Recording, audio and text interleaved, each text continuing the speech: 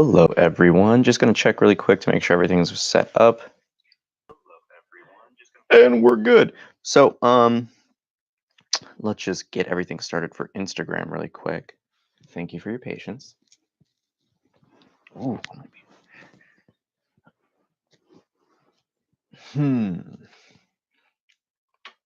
Now, interesting. Everything appears to be backwards. Oh, gosh. So, let's get this going.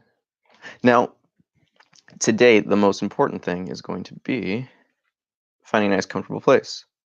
Awesome. So, we got everything set up. So we're live on both fronts. Now, today we're going to be going over one of my favorite topics, and it's really just an introduction and an overview of meditation. So the key with everything that's going to be happening today is you're going to learn everything you need to know so you can build your own practice. Now, why is this important? Well, so you can make your own search and your own drive for truth and growth a priority. Now, the coolest thing about this is you're going to learn really everything and anything you want to know about meditation to really have a strong foundation into discovering your own truth. Most importantly, to really find peace and happiness. So, just want to say thank you for joining me this morning, technically. Now, one of the biggest things to kind of think about now is what's your intention with this? And I'm going to be looking up and down because I have two cameras to look at, but what's your intention behind your meditation? What's the purpose here? Why do you want to actually meditate? You know, these are things that you should always question yourself is why do you want to meditate? So it's always nice to find the simple things. What do you want to do? You want to be happy? Do you want to eliminate sadness or suffering or pain? Do you want to know more? Do you want to know truth? Do you want to discover what's really real behind this reality? Now, it doesn't matter your intention to start. You know, you can be growth oriented, you could be more technically destructive oriented, meaning you want to remove habits and bad tendencies and misconceptions and misunderstandings. But the most important thing is that you start to really think now why you're doing this. Why do you want to practice meditation? What do you want to gain from it? And there's one thing that I need to clarify. There's always a big question of the role of desire in spirituality. And the thing is, you can't get around it. You have to have desire. The key here, though, is what desire and what expression of that desire are you going to really take? Are you going to abuse substances? Are you going to take external objects? Or are you going to use the desire for truth, for growth? Realistically, the simplest pure intention for meditation is just to discover who you really are, what you really are. Now, you could also see this as wanting to enhance your life, remove your suffering, eliminate the pain, amplify your happiness and joy, increase your opportunity for success and growth. You know, those are all great things. And it's okay that you want them. That's the first thing to really just kind of marinate and recognize. It's okay to want change and to be better and to want more. It's natural. It's our drive for growth. And realistically, it is the law of evolution, or as some circles, it's also known as the law of cause and effect. Now, the biggest thing to kind of focus on is the approach. One thing that is a huge misconception is although I am an individual that helps people, helps them grow, helps their lives, I am truly not the teacher, if you think about it. And this is something that each student and each kind of practitioner in their own meditation needs to recognize. You are your own teacher. It doesn't matter what I say. It doesn't matter what I ask you to do or my suggestions and recommendations. You're the one that has to follow through with it. To think about this clearly, it doesn't matter what I say.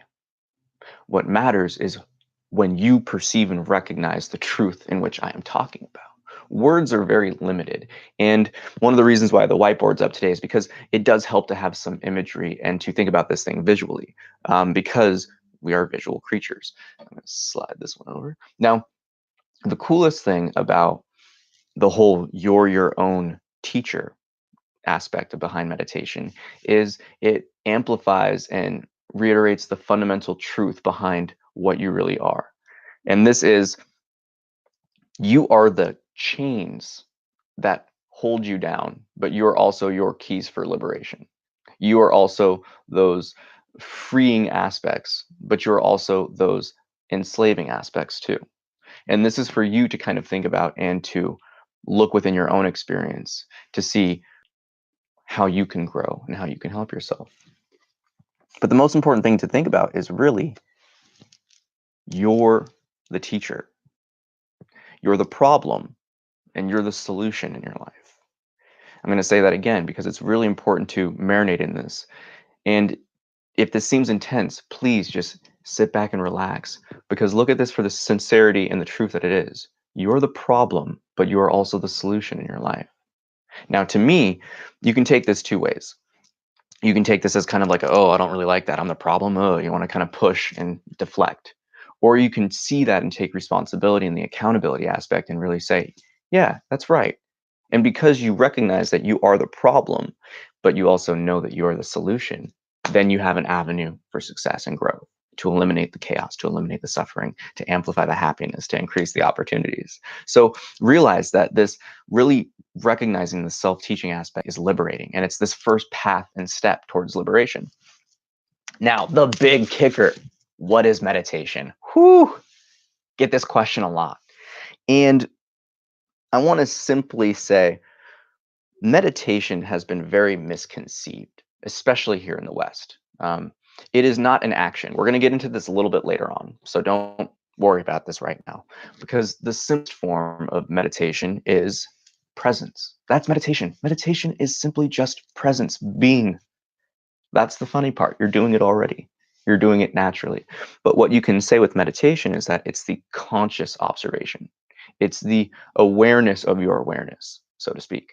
And the biggest thing about meditation is that you can see it as this inward looking, this simple just presence and being. And because of that, one needs to understand that there's a direct outcome of meditation when you see it in this fashion. And it's simply, meditation gives you the space from both the internal and the external phenomena to actually observe them. And in the East, you can say dispassionately or indifferently. But the key is you're not being sucked in. You know, it's not one of those things where if you're getting angry, it's not consuming you and you're like the bull seeing red. It's something that you see this, you almost like, as I use the example a lot, kind of like you're a dog or a cat watching squirrels and birds inside, and they're outside the window. It's, you see these things come up and you're able to actually observe them. You're like, oh, that person did that, and now anger is coming up because they were being really rude and mean. And instead of holding on to that and being like, oh, I hate this person, rah, and raging out, you simply see it and it kind of just flies away. And it's the same thing with anxieties. It's just like, oh, this event is really big and I have a talk, but I also prepared for the talk and I know what I'm doing. And then it's just, things kind of just fade away. Now, the beauty behind meditation is when you build the presence, nothing can phase you. And I actually kind of like to think about it like this. When you meditate more, you do a little crude stick figure, it gives you a little bit of a protective field. I call it, it's almost like the no bullshit zone. It's, things don't come into your experience and interact with you and stick to you. And because of that, when you practice, it's almost like you can see, this is some BS. This is just someone's funk. It almost goes around you, goes through you, but it doesn't attach and hold on to you.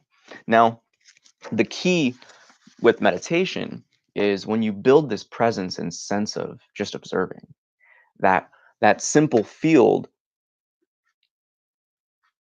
will get bigger. And as time goes on and your practice of meditation grows stronger and it becomes more of a living meditation, that field gets bigger and bigger and bigger and bigger, and it lasts longer and longer and longer. So in terms of this example, if you look at, let's go back to the whiteboard erase. So if you think about it like this, your meditation it's like your natural contraction and relaxation. And when you meditate, it's going to amplify the duration of that field, that no BS sound. That's the most simple truth to recognize when you build presence, is it's a longer effect and it's a stronger effect. And as you build this, maybe you can sit there and say you practice your meditation and that's how you feel all day. Just nothing can phase you. But by the end of the day, you feel like you're really vulnerable and irritable. And the more you build this presence and sense of understanding, you can gauge to kind of see how long throughout the day you're calm, you're peaceful, you're loving. And as you continue to develop your own practice, maybe this will turn into very little will go away. So you can see that when you build this presence, it's something that becomes natural. And we're going to get into some really, some really nice little tidbits of information to kind of keep these things in the forefront of your mind, because the key with meditation is that all you're doing is being aware of being. And that's it. And through that simple just observation, it's going to take you to a different space of existence, purely because you're not going to be getting sucked away and attached to everything all the time. And that attachment to these temporary sensations and phenomena that arise within our experience, those are the things that create suffering, because we're holding on to the past. And if you want to think about it, when you hold on to the past, it's just, you're a sailboat on the open ocean, and every time you hold on to something in the past, you're just casting that anchor. You're no longer able to sail where you need to go. You're just going to be stuck going in circles. So it's something that's really important to recognize early on, that even if you do find yourself getting swept away in your meditation, especially in your practice, there's nothing wrong with that. The key is really recognizing that and just bringing it back. One of the things that we're going to eliminate during this meditation is the belief that you need to be doing so much in meditation and that it's bad to have thoughts and things like that. That stuff's just nonsense. And through the rest of the talks today, we're going to find some clarity within that. Now, one thing that needs to be understood is what meditation is not. Now, that's segues from the last point, because the biggest misconception that I see is people saying, "Oh, I had a really bad meditation. There was just so much stuff going on. It was just really loud." And the thing that you must understand is that the purpose of meditation is to build presence. It's to build awareness of these internal and external phenomena. And I will tell you something right now, and I've heard this from many people, and the first time I heard this, it was from Adyashanti. It was a satsang that I was listening to while I was doing some work. And he said, "Your mind isn't real." And then he kind of went off on another point, but for some reason that point, "the mind isn't real," just kind of echoed with me. And I was investigating that. Well, what does that really mean? The mind isn't real. And I pondered upon it. I would sit and have that question, just kind of holding it on. Just, the mind isn't real. What does it mean? The mind isn't real. And then one night I was outside. It was nighttime. I was just looking at the sky and just getting some fresh air. And I just had this, the story of Buddha came up. And one thing to think about with the story of Buddha and the story of really any ancient, individual, and especially religious texts and things, is that a lot of it is symbolism and metaphors. And you have to really be able to read between the lines, between the man-made stuff that's very like sexist, prejudice, bigotry, like all that type of nonsense, versus the fundamental truths of just our existence. And the biggest thing about Buddha's story that really caught me was when he actually, became enlightened. It was a process of, he was sitting down meditating under a tree, and all these different temptations and distractions kept coming up to him. And he was just saying, "No, no, no, no, no, no." And for me, I really took that into consideration. And I sat down in my meditation and, you know, from what I felt like was maybe a half hour, ended up I was sitting outside for 2 hours, just bombarded by thoughts, all the random craziness to, just you can think about every of the like the seven sins, pride, greed, lust, gluttony, all envy, all that stuff, all of those types of emotions and thoughts would come up. And I got to this point where after a while, um, I just was watching it kind of like I was watching a movie or listening to it like I was listening to music and recognized that, oh, I'm not in control of this. That's not me. Now, I'll say it again, your mind isn't you. It's not real. And you must think of it like the clouds in the sky. Anytime something happens in your experience, you can think about it kind of being like that atmospheric pressure that sends stuff your way. And it's like, oh, there's going to be a cloud that comes in. And this cloud could be something really happy, anxiety filled, some type of emotion or anything like that. And you have a choice. You can either let it go and not be interested in it, or you can hold on to it and be really intrigued, or obsess over it, fixate over it. And from there, this process of rumination starts. Now, the key behind this is to understand that you are the reality behind your thoughts. You are the determining factor. You are the thing that gives it life. You are the thing that gives it essence. So the biggest misconception that I see with meditation is that people believe themselves to be their thoughts. And that's not it at all. You are not your thoughts. The fact that you are intending to sit down and be quiet is the subtlety that we overlook, because you're sitting down with the intention of being still and quiet and just listening to my breath, or just listening to the birds or the wind, or just simply just marinating in your own self. And when thoughts and emotions come up, they're doing their own thing. They're simply happening. And you don't have a control over them. The only control that you do have is your attention, what you choose to focus on, what you choose to look at, so to speak, or listen to. And that's the key. So, one thing with meditation that I kind of want to cover now is that, there is a there's an in and out type of meditation. And apparently it's mirrored and backwards, so I apologize. But you want to think it like two ways. There's an in meditation and there's an out meditation. Now, when you focus on essentially your focus, I consider that outwards meditation. Now, one of the things that we're going to do with this is your whole meditation is built upon this ground of being that we all experience as I. So, this I, what you are, what you experience, is something that is, oh, it's beautiful. It's beautiful when you really start to think about how it operates. And I want you to think about it almost like a swivel door. It can either swing out into the world, or it can go in to the infinite, to the eternal, to the space, to the nothingness, the emptiness, the universe. But most people don't focus on this in. And this inward looking, that's meditation. That's meditation. That is the intention and the purpose of true meditation.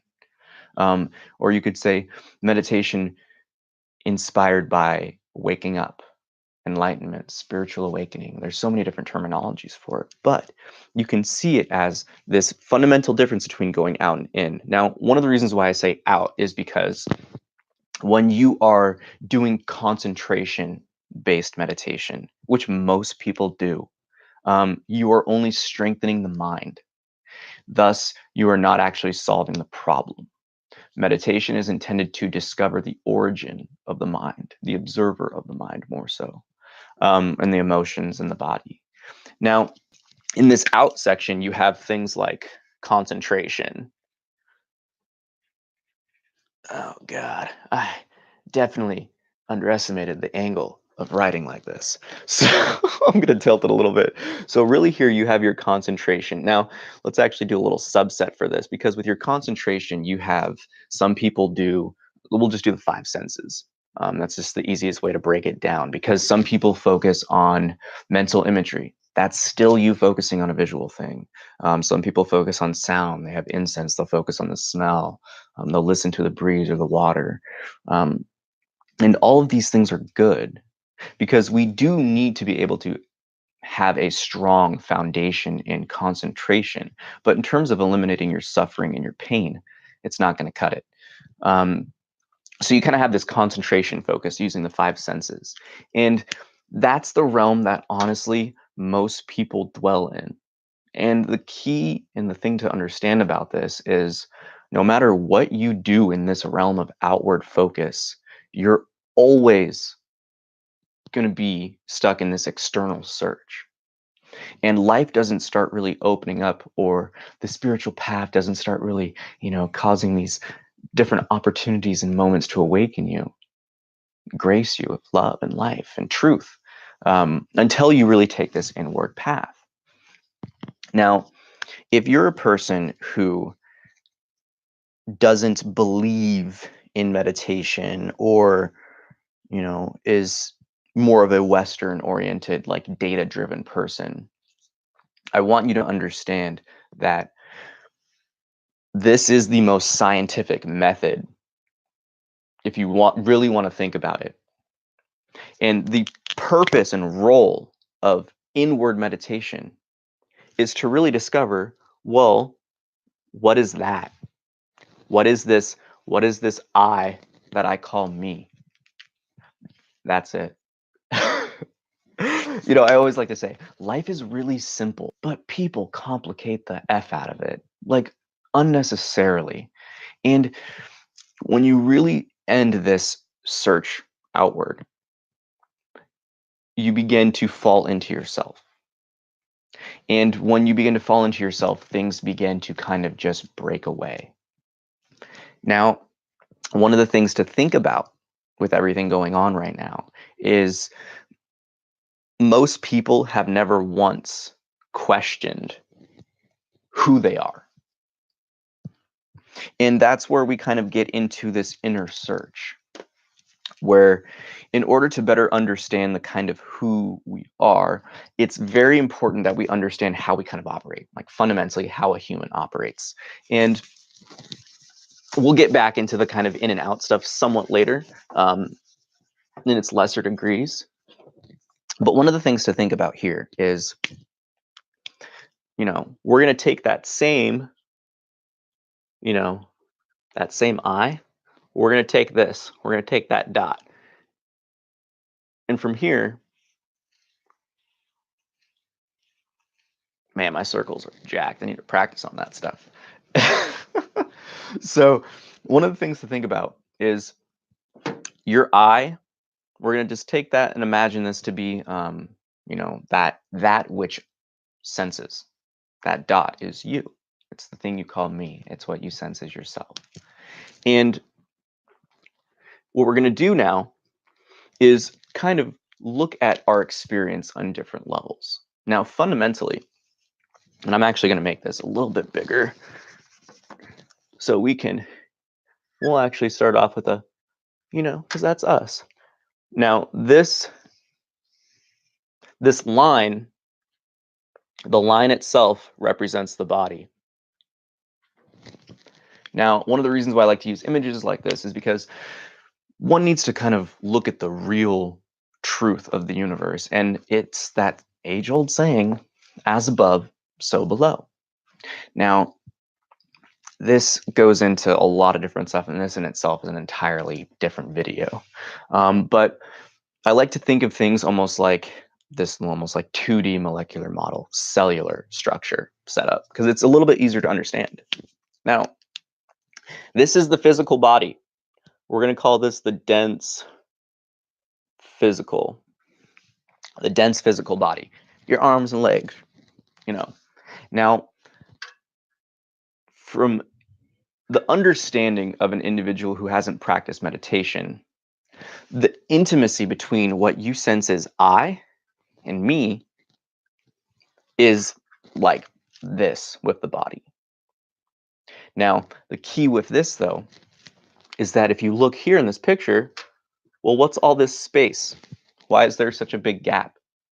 Now, this is the space that we can call the internal environment.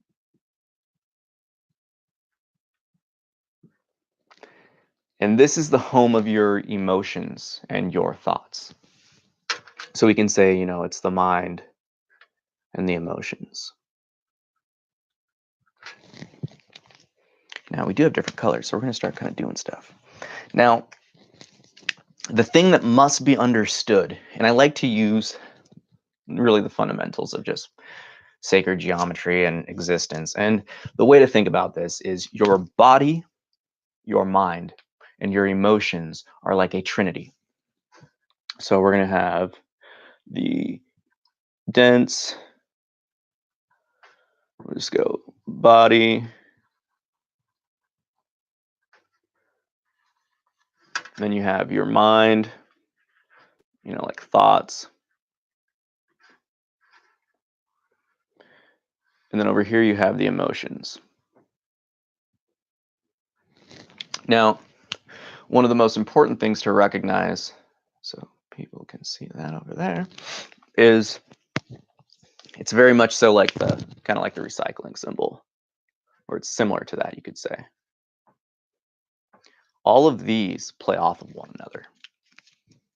Now, the key to understand with all of this here is we live our life completely unbeknownst to the mechanics of how we operate or where these certain influences and things come from.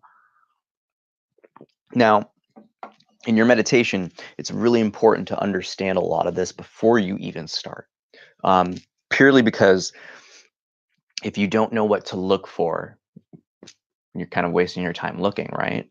So the key behind this right here is to understand that each aspect of your life is going to impact this sense of self, this, your being. Now, let's say something here happens. You have someone that maybe they slap you in the face. I don't know. They do something to the physical body. So now you feel that here. Now, what happens when we feel something, when we get hit? Maybe your emotions now start to fire off. And because of the emotions, your thoughts are just like, well, oh, I'm getting so mad, I'm feeling so angry, blah, blah, blah. And then next thing you know, your thoughts.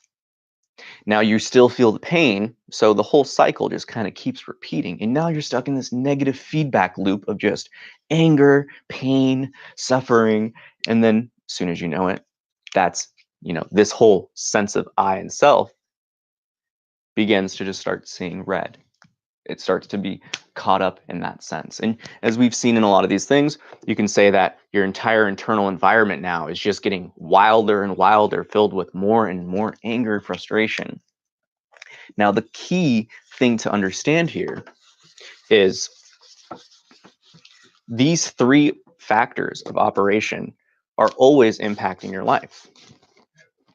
No matter what you do, no matter what you're doing, no matter how you feel like you're doing, your mind, your emotions, and your body, the physical sensation, are always playing off one another.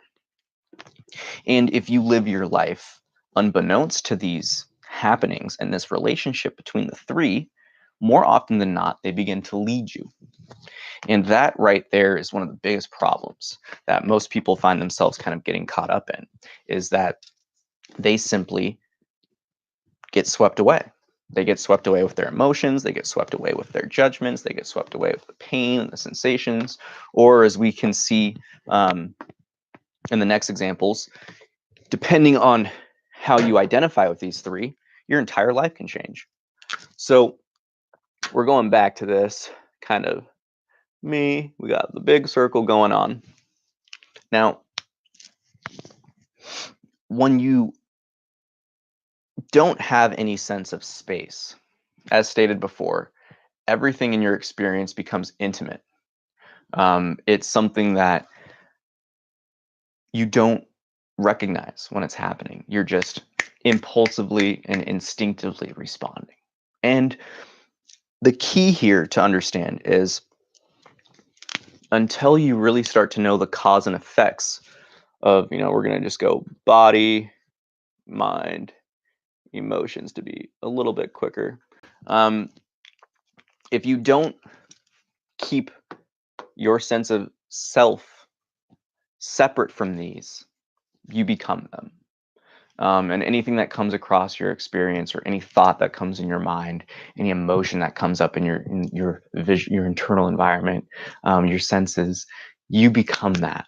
And it's a profound attachment, and it's not something that necessarily will always hurt you.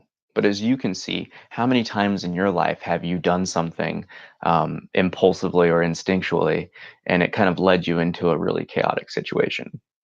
Um, Now, the problem with this is most people identify this entire, so from here you have the B, then you have the M, the space. Most people identify this whole three-pronged process as them. And because of that, whenever you have anything happening here, it's affecting the entire system. And the purpose of meditation is to really escape that. It's to create that space so you then see, you know, the emotions and the thoughts and the body as a unified system, but separate from what you really are. And the key here is the fact that you have a choice. You don't always have to listen to the thought. You don't always have to listen to the emotion. You don't always have to listen to the sensation. And we can see the issues that happen when we, I guess you could say, overinvest our identity in any of these three fields. With the body, you become an addict. Very straightforward. Any sensation that comes up, you have to fix it, or you have to get the fix. You have to end that itch. The emotions, oh man, I think nowadays a lot more people are actually um, realistically caught up in all three. They're caught up in that traditional feedback loop, but especially in America with our mainstream media, many people are overly sensationalized because of the fear-driven media, that this is like the comfort zone of so many people, that like any emotion they come up, they just, blinders are on, full commitment, no looking back. And as stated earlier, we've all been in situations where that's caused a lot of chaos and problems in our life. Now, the last one here is also very popular nowadays because, in truth, I should note this now, these two have the most intimate connection with one another. The mind and the emotions. They're very, very, very, they're like this. They're so close. And because they're so closely related, most people that have an issue with the mind also have an issue with emotions for the most part. I've seen many people who are physically disciplined and who live very regimented lives, but in terms of their mental and environment and emotional environment internally, they're a wreck. So the thing is, the body is a machine. If you want to think about it, it's the most efficient organic machine. You look at all the cyborgs and things we're trying to build, or robots, and they're all based on our system. Our 5-lever system. We have two, the means of locomotion and exploration. We're the best adventure machine. We can survive for weeks without food, and longer, in a lot of different cases and studies. You can get little water we can survive off of. We are an efficient machine. So the body can be tamed. The body can be tamed very easily. But these two, more often than not, have the most problems with people because of what was mentioned earlier. When you identify your internal environment as you're never going to escape the trap. So that's something that really needs to be explored on your own and questioned thoroughly. Everything that's mentioned here, you must question it thoroughly. And if you have a question, anything pops up, don't hesitate to ask. Now, the coolest thing that we're going to dive into is honestly my favorite stuff. And these images came to me a while ago. I've been they've been the foundation of how I've been teaching things to people, because I've actually found it's a really easy method to understand. Now, it stems off of that same kind of 2D image that we've looked at. And we're going to take this a little bit further. So this sense of I, this me being, or you can almost even say like I am, that all derives off of you. can just see this like an eyeball.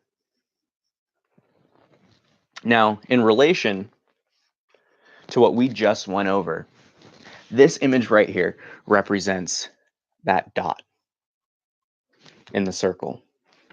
Now, we could say, if we're going to do this, and say this dot, this next area is going to represent, this space.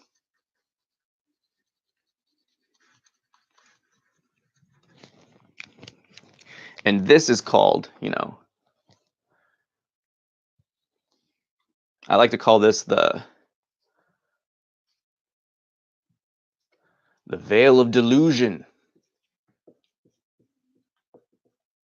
or Maya. Now, one of the reasons why this image is partially complete, one of the reasons why I love this is because it boils down to everything that we've been talking about here. Now, this is the realm of the mind, the emotions.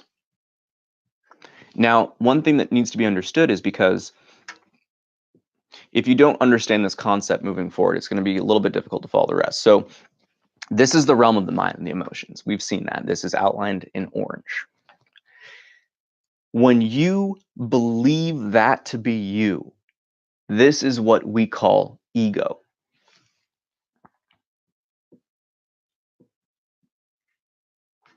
That is the truth behind the egoic being, because that is its mechanism and means of expression, the body, the physical, the lesser, the lower. And when looking at this, when you identify, that kind of orange stuff, that internal space, when you identify, actually we can go ahead and just eliminate this, because in truth, this is more accurate. Should not have done that over the black. But so in truth, this is more accurate of a depiction, because in terms of this eye, this doesn't even actually exist. You see everything as that eye that comes up. And here, the ego is the result. Now, one thing that needs to be understood with this is, I'm going to use another little image here.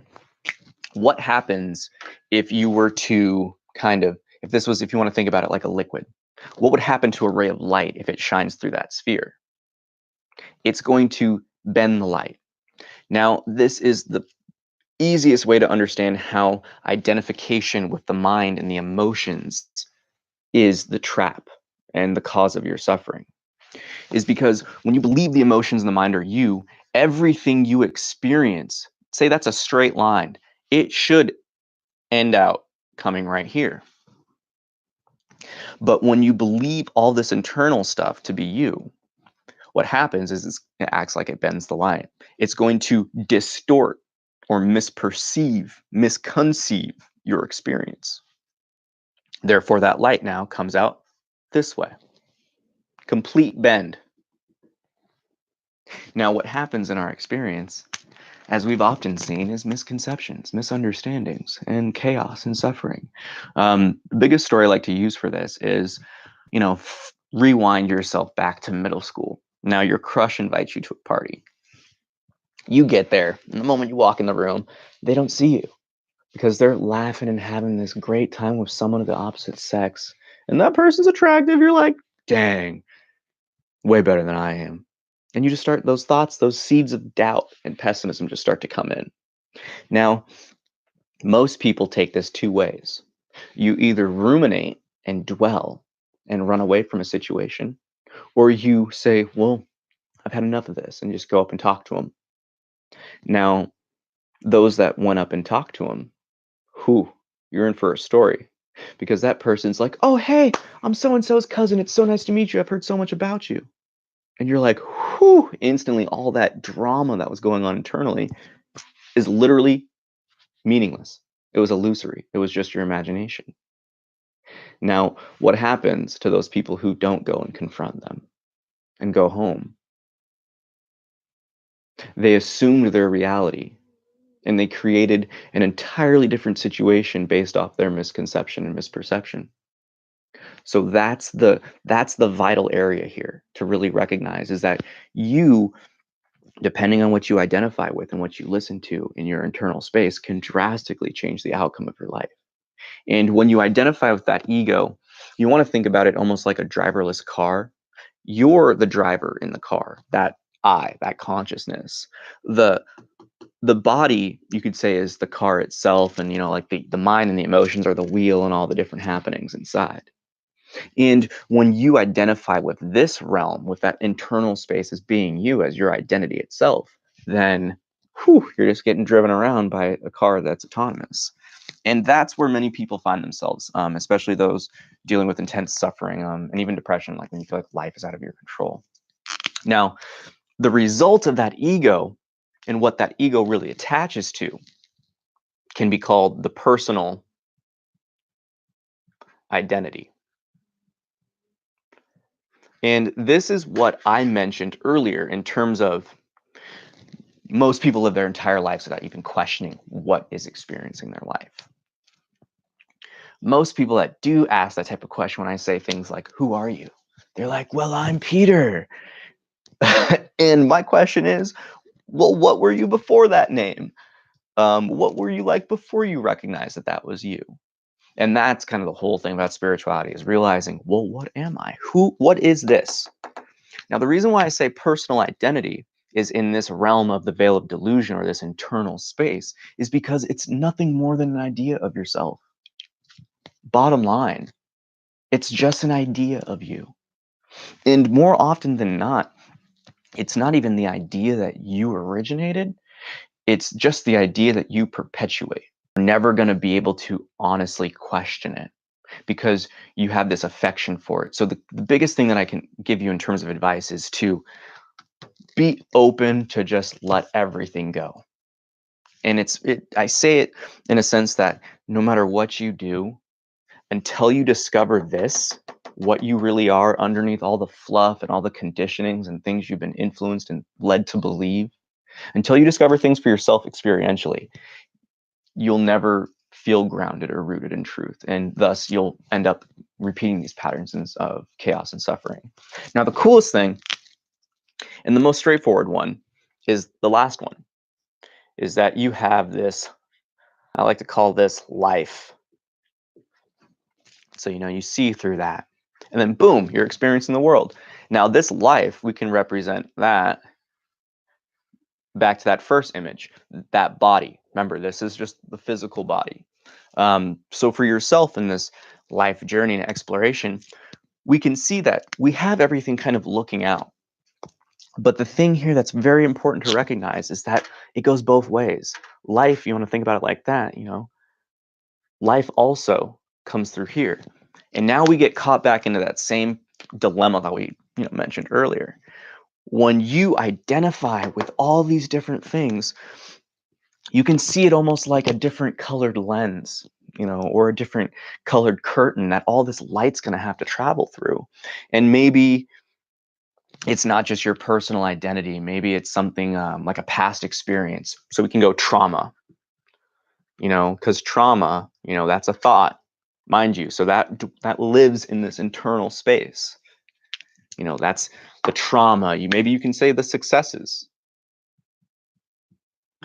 And the problem with that one is that's delusion, pride, ignorance. When you assume you know things, you don't really leave yourself open to learn, do you? So it's really important to kind of think about this. It's a two-way street.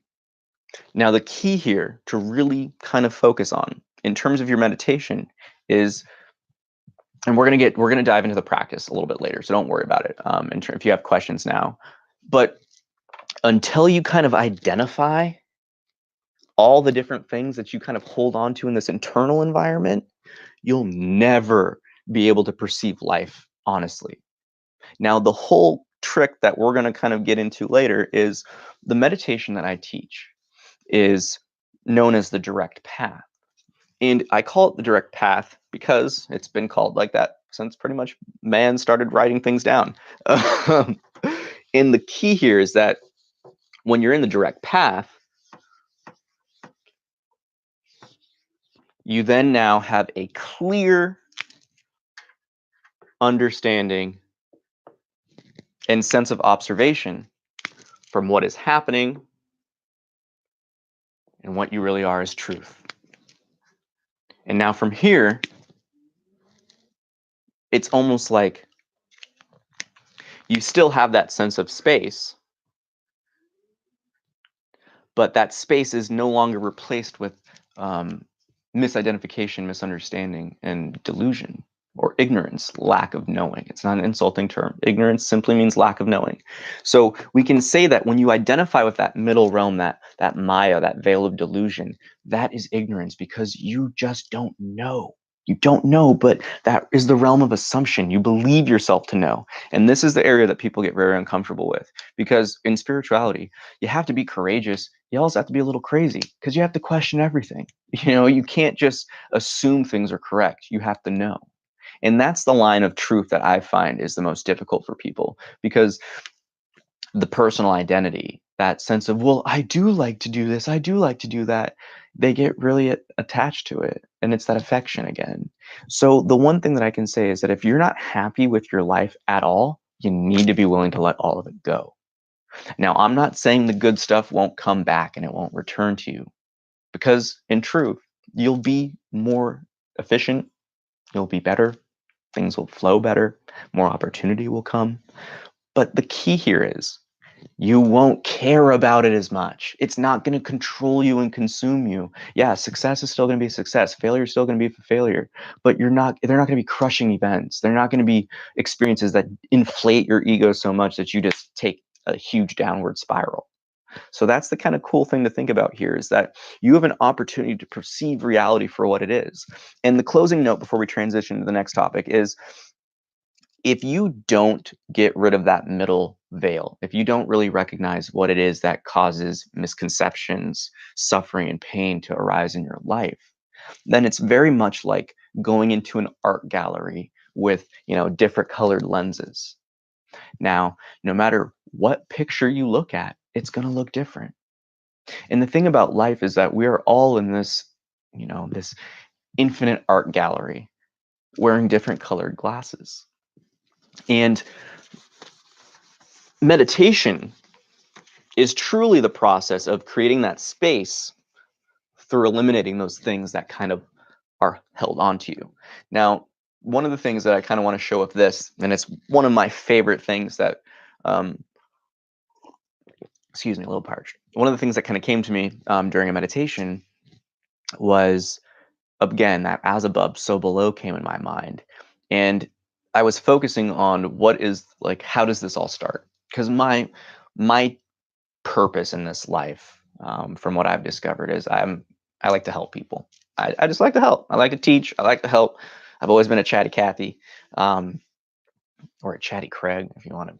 That sounds weird, but it's one of the things where it's like I've always been that person, like in the friends group, that's always had an opinion about something to help someone with, and a lot of my experience was a trial by fire. So I've learned these things through the recognition of them. And this next point is going to be the most helpful for you in your meditation. Because, like anything else, as above, so below. I was in the meditation, breathing, and simply was wondering, how does this all start? How does everything all start? What is the one thing that kind of, pushes us down this path of chaos and suffering, forgetting who and what we really are? And it comes down to that point that we mentioned earlier. It all comes down to that I. The moment we come into this existence, we can't help it. We forget naturally. Have something on your mind really intense and then sleep and then recall that the next morning. Odds are you don't care about it that much. You forget about it sometimes. And we're naturally geared to forget. That's one of the things about the subtleties of our existence is every day and every moment is an opportunity to be different, to change your life. And we have this subtle kind of lesson and truth getting shoved in our face every morning, but we just forget about it. Rightly so. So this whole process starts with this individualization. We come into this world, right? We come into manifestation. And we now have this I, and from there we have the body start to form. But from here, we're actually going to take it a little bit differently. We're going to look at this kind of like space. So I want you to picture this being, it's a black dot. but imagine it like an invisible kind of field, this essence of gravity. And what happens? What happens in space? As we see, you get these things start to kind of come towards it more and more and more. And for this example, we want to think about all of these different things, the debris, the space junk, as conditionings. So depending on how you were raised, let's say, I'll use my parents for example. Sorry, mom and dad. I mean, I put my experience on blast all the time because it's my reference frame. It's the easiest thing that I can express. So for me, my parents are very passionate people. So I instantly got, I got my dad's, that passion, my mom's passion. But then I also got, the fallouts too. So I got like their temper. I got their bombacity and intimidation. They're pretty intense people. Cool people, intense people. And, I also got, the comedic sense. I got all these different things from my family. And your conditionings are just like that. How you express yourself, how you perceive certain things, how you handle success and failure. Everything that you have in your life is just built upon the teachings that you experience. And I like to think about this like a sponge. A sponge, if you have a dried sponge and you put it in a puddle of just nasty water, I don't know, it's going to soak up whatever it's in contact with indiscriminately. And that therein lies our conditionings. When we're babies, even when we're in the womb, like they know this, even when you're developing, you can listen to different music, just change the way your brain develops. You can have yelling and different drugs in your system. You can be born an addict. You can be born with certain deficiencies because of these things. So when you're even in the womb, this process is actually starting. And that's one thing that really needs to be understood because this goes deep. And within those first 7 years of your life, you are pretty much set a good chunk of your conditioning. So if we want to, we can now just kind of think about this giant ball. But I'm actually not going to do a ton of different colors. That would take way too long. As fun as it would be just to color the board, we're going to think about it like this. Now, it's a hodgepodge of different conditionings. This little teeny beady dot that you started off as, has now turned into this conglomerate of different conditionings. And one thing to kind of mention here is that you're not always aware of your conditionings. That's one thing to really, really think about. So I like to think of them as direct and indirect conditionings. Now, these two things right here, all of this is those things. You have the things that your parents told you that you liked and enjoyed, and you're just like, oh yeah, cool, cool, cool. And then you also picked up on the ways they express themselves. I can't tell you, the first time I recognized this on my own, I was terrified. I used to always kind of shit on my dad for like how he used to eat and finish his meal. And me and all my brothers would kind of call it, be like, "What are you doing? You're making so much noise." Because he would scrape his plate, get every little bit of food. And I was like, you're just wasting time. And I think it was in college, I was in my 20s, and I was eating a meal, and I caught myself halfway through too. Halfway, I'd already like licked part of like the fork and everything. Halfway through my meal, I was scraping my plate. Or halfway through scraping the plate, I recognized what I was doing. And I was mortified. I was like, oh my gosh, I was doing it automatically. I didn't even realize it. And the thing there is, how long had I been doing it? Years without recognizing it. But it's just being in that surrounding, that environment, seeing it all the time. It was almost that learned behavior that I soaked up naturally. And the big thing to think about is your direct conditionings and your indirect conditionings are, again, they're going to be closely related, but they can also be entirely different. You can have direct conditionings that align more with the superficial stuff, like the physical. So how you view things, how you view people and others. And your indirect can easily be solely how you express your emotions and how you perceive your emotions. That's very important to understand because your indirect conditionings are the ones that are always flying under your radar, and they're the things that you are the most quick to defend, and they're also I guess you could say, the first thing to be kind of brushed under the rug. You're the first thing you dismiss because it's not in your radar. It's not in your realm of perception and knowing. So Moving on. In meditation, this direct path that I am going to be teaching you today all starts with understanding that when you live a life in your conditionings and you are living this suffering, this chaos and pattern of ups and downs, this is simply known as contraction.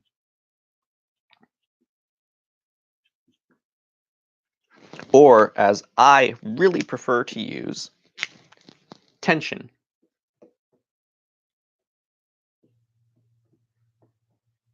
Now, the one thing that I really want to get into is that meditation is relaxation, fundamentally. So we can say, I actually like to use the term tense less, purely because relaxation, it has just a misconception with a lot of people automatically. So I try to have terms that can be defined from the get-go as something realistic. And from there you have just like your muscles contract and relax, contract and relax. That is meditation. Again, so we'll use relaxation in this term. Now, whew, are you here? Are you ready? So, mind you, this is the space aspect. You're still imagining you as this, even though there's a dot here, this is that invisible swirl, that invisible sense of just that well of gravity.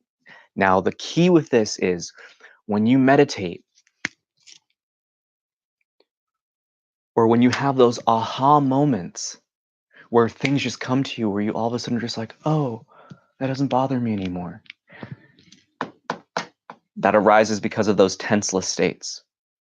Because when you now relax in your meditation and things that we'll get into, you can really imagine this like contraction, relaxation, contraction, relaxation. And when you meditate and you establish this observer, as we're going to get into, this is the process of you're seeing all this junk, all that space junk and conditionings. All that stuff is just, it's just leaving you. And this is the thing about meditation, where I made a point where people were talking about, and we'll add some lines so you can see it looks like it's actually flying away, So you want to think about it like in meditation, as we mentioned earlier, there are people who believe that meditation is a controlling of your thoughts. That if you have a really restless meditation where things are just coming up all the time, that it's a bad meditation. And right here, the reason for this image is to show you that that's not the case. More often than not, when you have these moments of restlessness come up and you have a ton of emotions and energy and things that are just running wild, it's a lot of this stuff trying to get away. Or as I also like to see it as, digestion. Just as much as you like to eat food and you need to digest it and, expel it, you need to do the same thing with your experiences. So meditation is this process, this natural digestion of just rest, where the ego, the mind can be restless and get all this shit out. But the thing that's awesome about this is when this state of relaxation is concluding and you just are observing everything that's coming up in your experience, you may have an aha moment like that you may not even recognize. And just like that, say for example, this is some trauma, and this is some of the emotions related to that trauma. Now these two, they just keep sailing off, and that aha moment just comes. Now, when those things come back, here's the cool part. Here's the cool part. I hope you're ready for it. When you are done with your meditation, you kind of reflected upon everything that just happened. Now, oh, would you look at that? Now this asteroid, this giant looking planet, is missing a chunk out of it. And that right here in this little model of contraction, relaxation, that is what is happening in your meditation. You are peeling the layers back. Now, those of you that are watching on Instagram, I'm actually going to end the video. We're solely going to YouTube, so check out the channel. Okay. So that's all done. Cool. So we're just with YouTube. Thank you guys for being patient. Um, Now, the coolest thing with this here is as you continue this process of refinement, more and more and more you practice your meditation, you may find that not just two things or one thing leaves. You may notice that a ton of stuff just leaves. And when you come back, you're just like, oh, I'm really light. Oh, that's very interesting. And you're a new person. You're changed from that moment on. And the key with all of these things is the point of observation and just establishing yourself as the observer in this sense is to understand that you have a choice. You can sit down and eliminate conditioning every time you meditate simply through watching. Now, the key here is you have self interest, the ego, that misidentification. That wants to get everything quickly. It wants to have a quick ABC method to get things done. And that's not the case here. Meditation isn't something that is going to be the same every time you do it. It's going to be different every time because realistically, you're not the one digesting anything. It's the body, it's your energetic body, it's your physical body, your emotional body, your mental body. It's the thing that needs to digest. And meditation is that process of indiscriminate observation so you can see it all. And then afterwards, you have more understanding of yourself and life. And as you go on, we can think of some of the major awakenings of big old chunks of this kind of contraction and this conditioned body leaving. So as time goes on, maybe you're just left with a few conditionings. And these are the things that, you really need to focus on. An awakening in spirituality is really the point of going from that big giant ball of junk to really going back to what you were without any of it. Because the thing ultimately is you don't need it. You don't need it. Um, and this gets us into the direct path. Now, again, this is all the stuff precursor wise is to start to really build the foundation of understanding. Now, I like to really think of this story because the way I heard it, I just loved it the first time I heard it. I like to think of it kind of like it's like the big river approach versus the small river approach. Um, but if you have a problem with the river, just think of this like traffic. That's the way I thought about it at first, actually. So let's just say everyone's floating down the river. You got a lot of traffic. We're just going to do like people. This whole river is one of those lazy rivers, kind of like those water parks. It's slow moving. But there's also a lot of, what could you say? A lot of rough waves. There's So from here, you can think this is the slow approach. It's slow, it's going to be longer, it's chaotic. I want you to think about this kind of like the emotional roller coaster. Living these ups and downs of life. That is directly associated with this slow, long river, you could say rush hour traffic approach. And in life, you experience these highs, but then you also experience these lows. And right when you think you're going, you're doing good, you're going right back down. And life just is this wild freaking ride that is out of your control. Now, the key here with meditation and that same contraction and relaxation point is the direct path. Meditation, at any point you choose to really dive into it and practice it, will take you from this main river approach to, you'll be like, ooh, I'll have an idea. You now create your own path. And you sail, and now you're over here doing your own thing. And in truth, with meditation, you begin to build your own path. Now, what this looks like in sense of relation to that emotional roller coaster is the most accurate way to express this. Let's say that's the emotional roller coaster. That's the normal trajectory of the emotional roller coaster.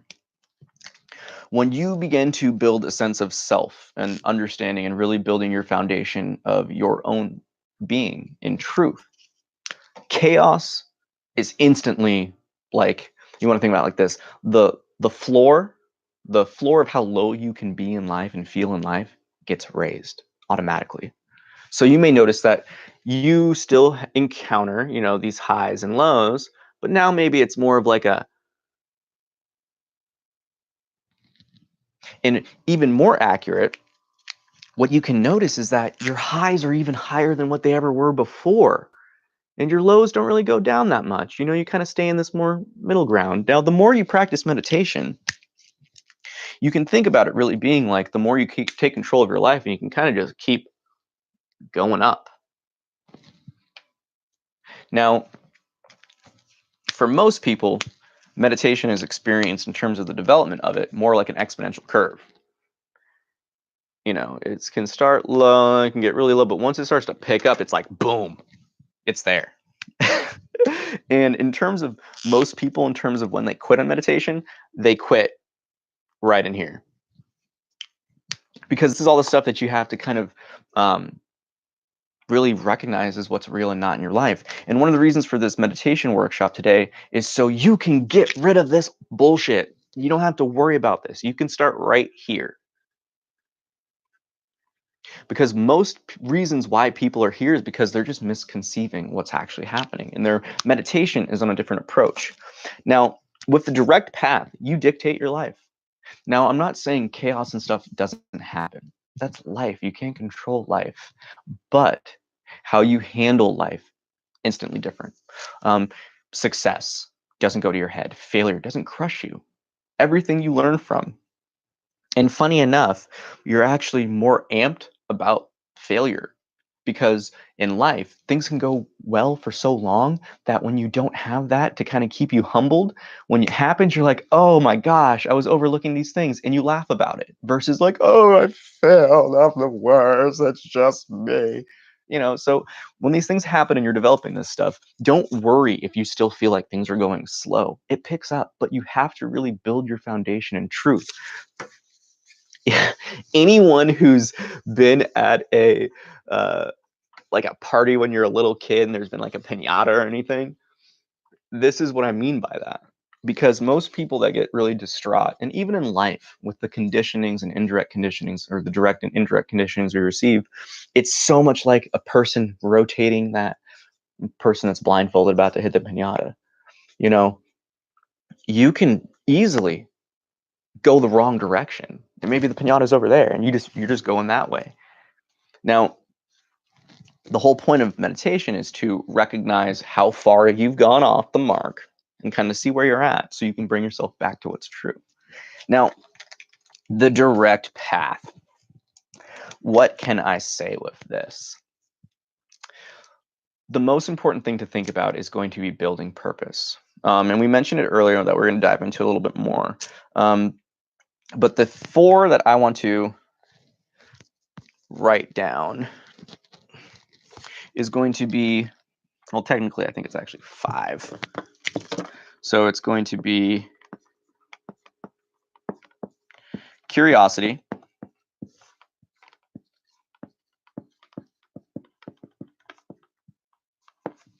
my handwriting's kind of bad, so I apologize if you're like, what does that say? I'm still getting used to this whole, okay.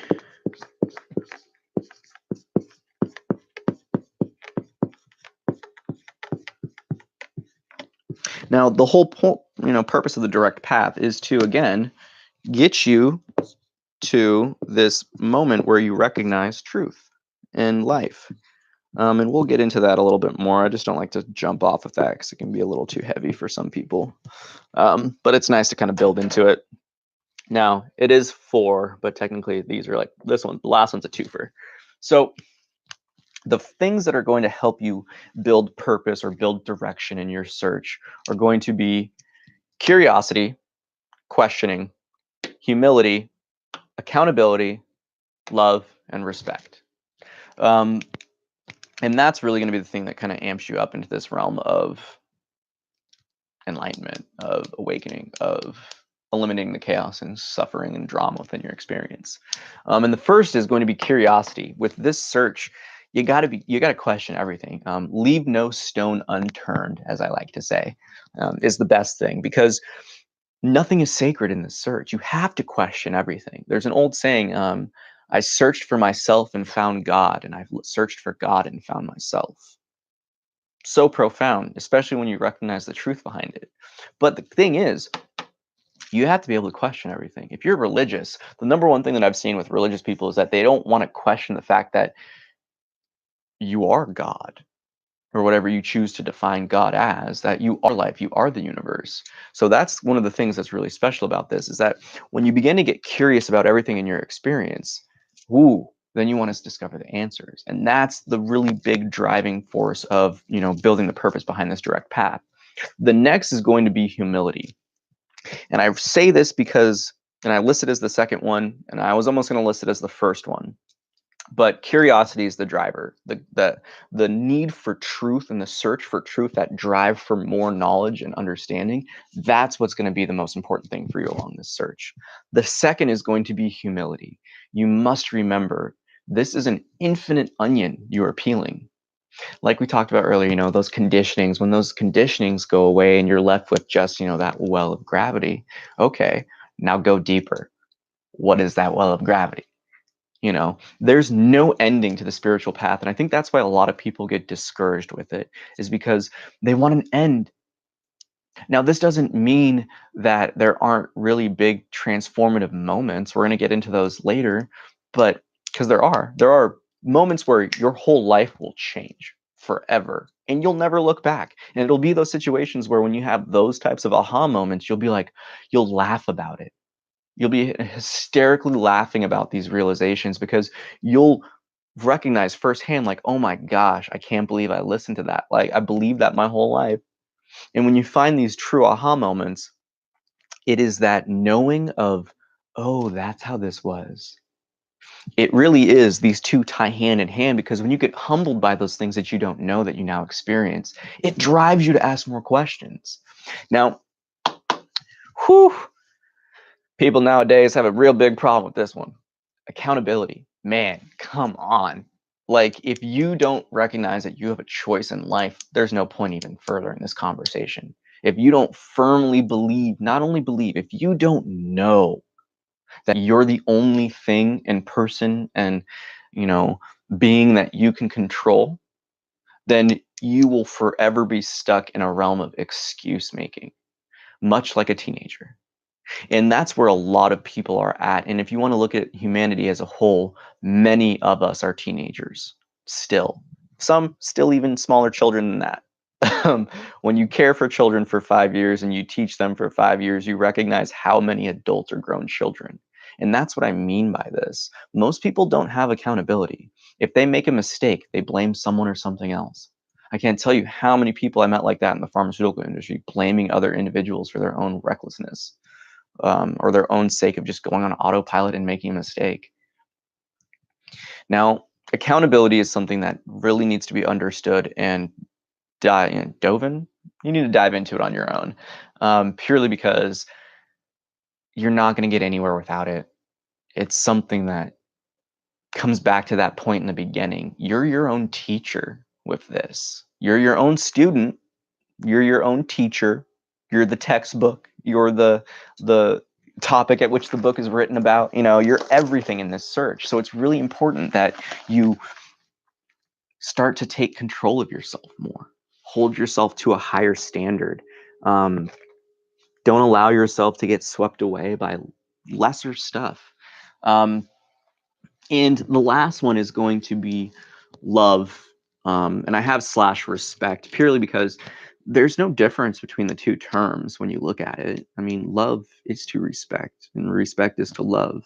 But most importantly, show that towards yourself and others. But the reason why I say love and respect is because it brings back to that humility point.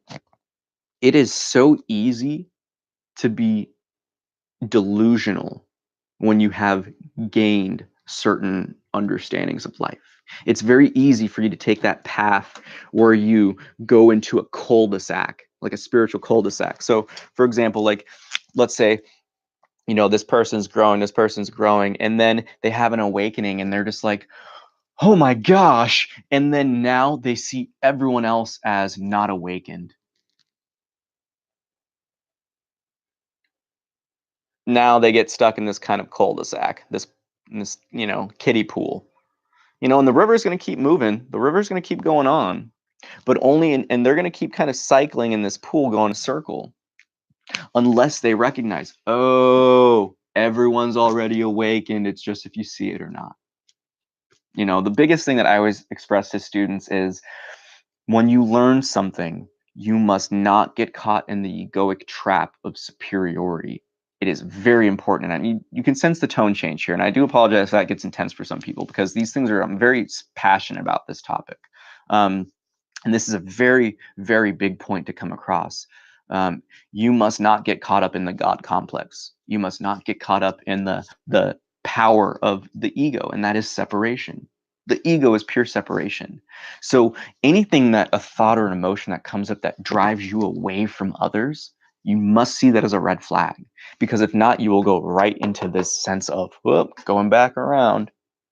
Now, that's why love and respect is the last, but it is also, I mean, they're all really important. Like, obviously, they all play across and upon each other. But the love and respect is the easiest way to make sure that you can just keep your nose down and just stay focused on what's true and real. And more importantly, if you do learn and grow, don't seek to shove it down people's throats. That's also love and respect. And everyone has it. It happens to everyone, honestly. I know I had it happen to myself. You get so excited, you just want to help people. That's all you want to do. You just want to say, "Oh my God, this is so cool. Let me show you. Let me show you." But some people aren't into this stuff, man. You can't force people to be excited about spirituality, excited about growth, excited about developing. You have to be curious and stuff on your own. But with all these four in mind, it's going to be the best way for you to actually build the purpose. Because again, if you utilize these 4 points in developing your practice and really using these as kind of like those light posts to keep you on the direct path, then you're going to decrease the chances that you get caught in a cul-de-sac or a spiritual cul-de-sac, as I mentioned, where you then kind of get delusional with your success and the awakening that you've had, that you go backwards. And it's very, very easy. And then realistically, I mean, your whole life will just improve. Even just keeping these things in mind, even if you're not going to be a practitioner of meditation, just keeping those points of always question things that come up within your experience. Be humble. Hold yourself accountable, and love and respect yourself and others. Even if you just live by those 4 teachings, your whole life is going to improve.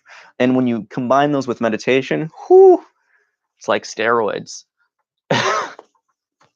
It really is. Like, I like to joke and be lighthearted with things, but really, like, I can't express to you enough. If those 4 points in your mind, you're going to be well off on just changing your life and just being a more loving person that people are going to want to be around more. Now, the direct path, establishing yourself as the observer. This is where we get more into meditation. So the kind of precursor explanations to things are pretty much done. If you do have any questions, again, just post them. I'll try to answer them. And if not, you can always just shoot me an email.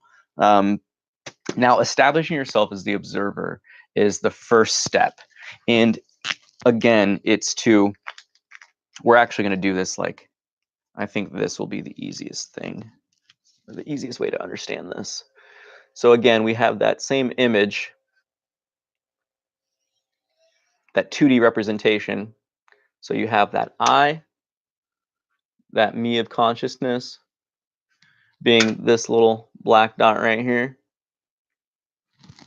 Now, when you live life as we've talked about, this whole I, that whole, the true self, you can feel your entire being is purely the body, mind, emotions. And that's what you call yourself. Now, in terms of establishing yourself as the observer, it really is to, again, we're not focusing on the body, and we're not focusing on the space, the mind, and the emotions. We're not focusing on here. Establishing yourself as the observer is coming to recognize and identify. It's to It's to truly know yourself as that which experiences. And that's the key with this. So with this, right there, I like to use a few different examples of kind of how we're going to think about this. Because there's a few different interactions. So one thing that you're going to experience in your meditation, as this is with everyone in their meditation, is that you can have a thought. And we're going to use thoughts as, let's use pink. So thought,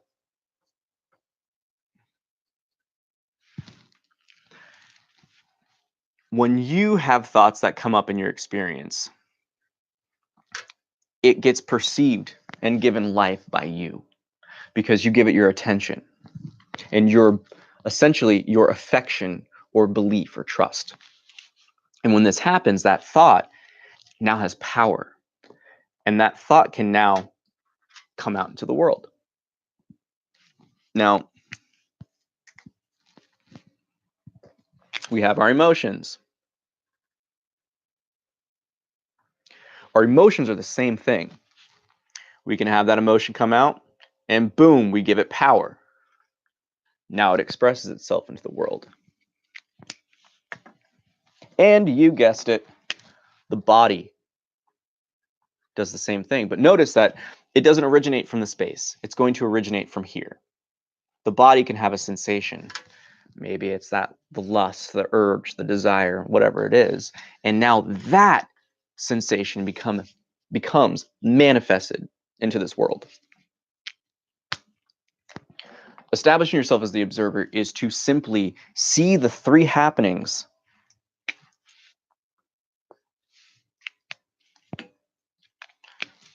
and to just let them run around. It's to feel the sensations of the body and to dismiss them. And when you do these things, and when you are perceiving your experience as this, you are starting to see it, as we went over in that first image, as other, as separate from you. And that's the magic here, is when you no longer hold on to the impulse, to the desire to look at these things, when you show them no interest, they don't bother you anymore. And just like the clouds, they come and they go. And this was mentioned earlier, but it's very important to really recognize this, because in terms of the observer, that's what this stuff means. It means to simply watch everything that comes up as other than you. And it's that other than you, that's what builds the space. And when you look at that more and more and more, and the more you practice your meditation and observe this, it gets bigger and bigger and bigger until it's like these bottom two where these things can come up, but you see them and you're like, nah, whatever. And I like to look at this, which kind of brings us into our next point, as the breakdown of how to meditate. So we're going to get into 4 points, and this actually is going to serve as a transition into kind of like, you can say, the awakenings. So we got stillness,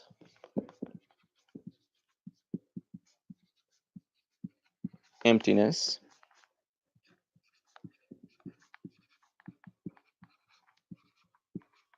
nothingness, and oneness.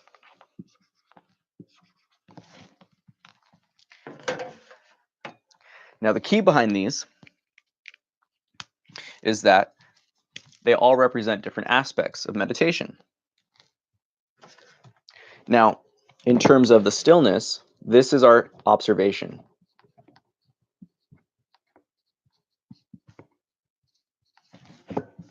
So we're going to dive into this real quick. Now, in terms of how the spiritual path, you can say, develops and kind of continues, where is that one at? Stillness and observation is the awakening of the mind. Now,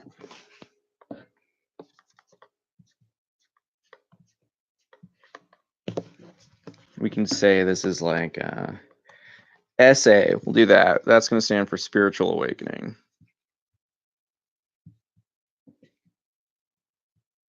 Now, the means of this is that this is kind of the first phase of your meditation. The observation is kind of the practice of the meditation. And the spiritual awakening, the SA category, is the result of this phase in development of meditation. Now, stillness is to simply sit, rest, just be. It's nothing complicated. And that's kind of the avenue that confuses most people in their meditation, is they think you need to be doing things in meditation. They think you need to be active, and that's not it. Stillness is simply just observing. It's what we just went over. It is to see your emotions and your thoughts and the physical sensations that come up as other. It's to not give them so much attention. It's to not really invest in them so heavily. It's to simply observe them. And the result of this observation is, again, like that contraction and relaxation process, where when you see the mind operating on its own and you see these emotions happening spontaneously, these sensations coming like spontaneously, there's a moment where when you continue with this looking, that aha moment will set, and you will now enter into the knowing, the experiential knowing, not just theory, not just listening to the words and believing me and trusting me. You will come to the experiential knowledge of, oh, my thoughts and my emotions are only as real as I make them. My thoughts aren't real. And then that is the awakening of the mind. It's essentially liberation from the mind. Now, in terms of the spiritual awakening process, one of the things that I like to think about and kind of teach in this regards is you have three main awakenings. And if you carry out this process, you'll experience everything that I'm talking about. You can kind of think about the mind, the heart, and I'm not going to use yellow because that'd be hard to see, so we're going to use orange for this, and gut. So that's kind of what we're going to be building towards in this sense. So in terms of the mind, when you observe and you are just simply still, and that's your meditation, just to sit and look. Don't look with affection. Don't look with attachment. Simply just listen and observe the thoughts, but more so, listen to the silence between them. That's, if you're going to think about any area of focus, you want to focus on the silence more, and purely just being, just sitting. It's stillness for a reason, because if you want to think about it like this, if you toss a bunch of stones into a small pond, how can you see your reflection? What do? You must wait for the ripples to settle, correct? And it's the same thing. If you're trying to drink water, clear water underneath the surface layer of mud, you don't want to disturb the water. So the key with this is to just let the mind kind of, again, digest, let it do its thing. Don't be interested in it. Be more focused on the observer of it all. And that's what I say is the observation is going to be the tool that helps you really go into the next level with this, because when you no longer identify with the emotions, you no longer see them as you, and you just watch them, you start to see the characteristics of them.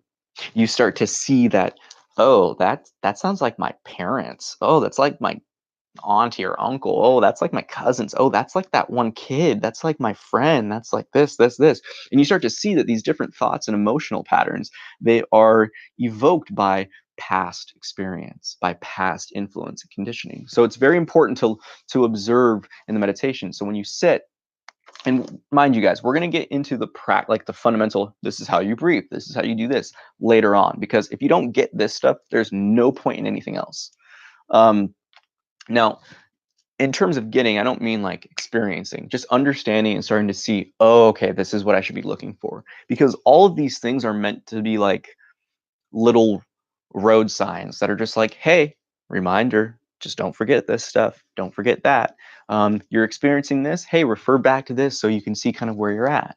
Because the more you understand about what you're experiencing, the less likely you are to get kind of caught back into one of those spiritual cul-de-sacs where you essentially just regress and you repeat mistakes and patterns because of delusion. Now, emptiness, this is the next kind of phase where when you essentially go beyond the mind, actually, let's keep the same color scheme with this one. When you come to the recognition that your thoughts are only as real as you choose to make them, and that they don't really have any weight on their own, then you get into this realm of, well, you can say it's emptiness. And what we're going to use is this as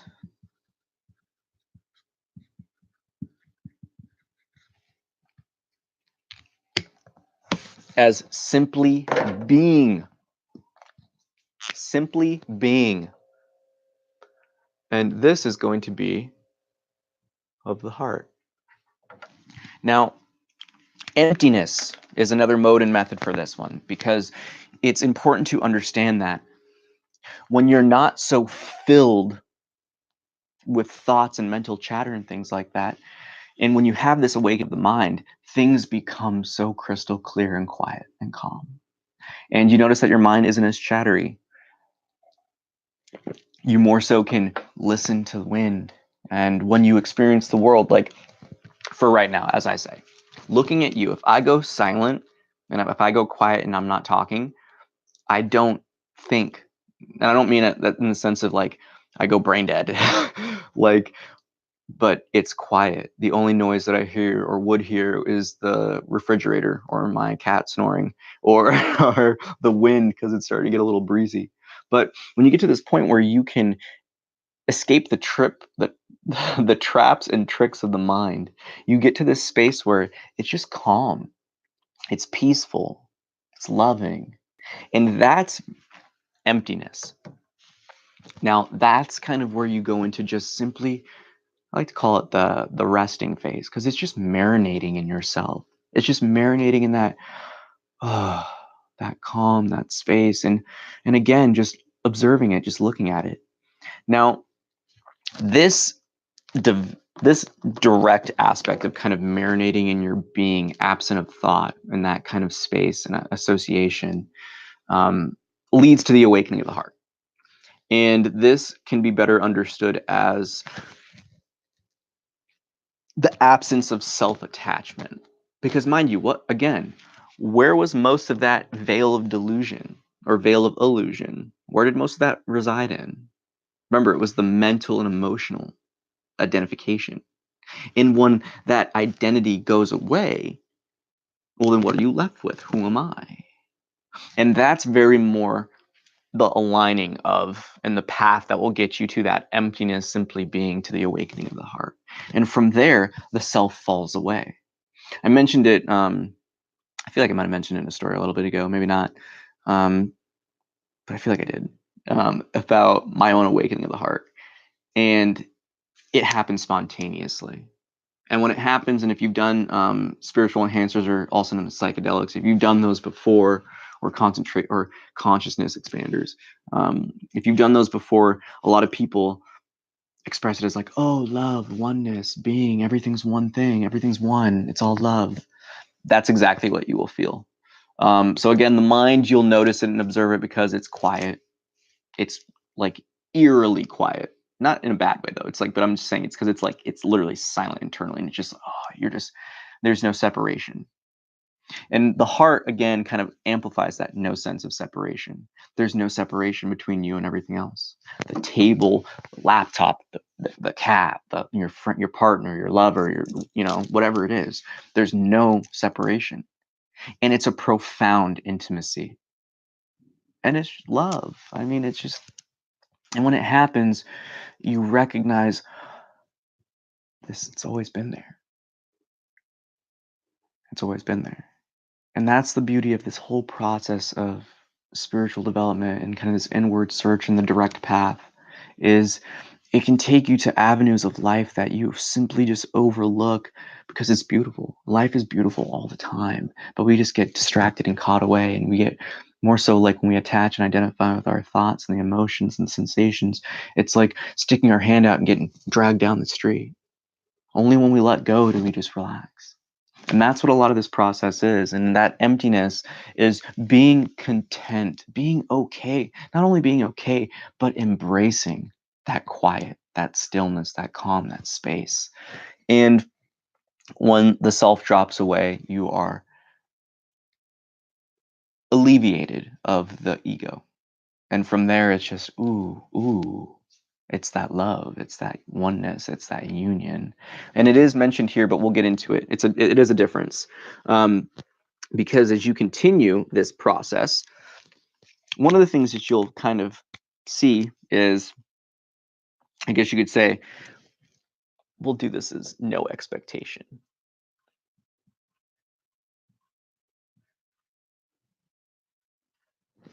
No expectation, nothingness. And the reason why this is the next kind of phase that will lead you to what we can say is the last kind of the last of the major awakenings.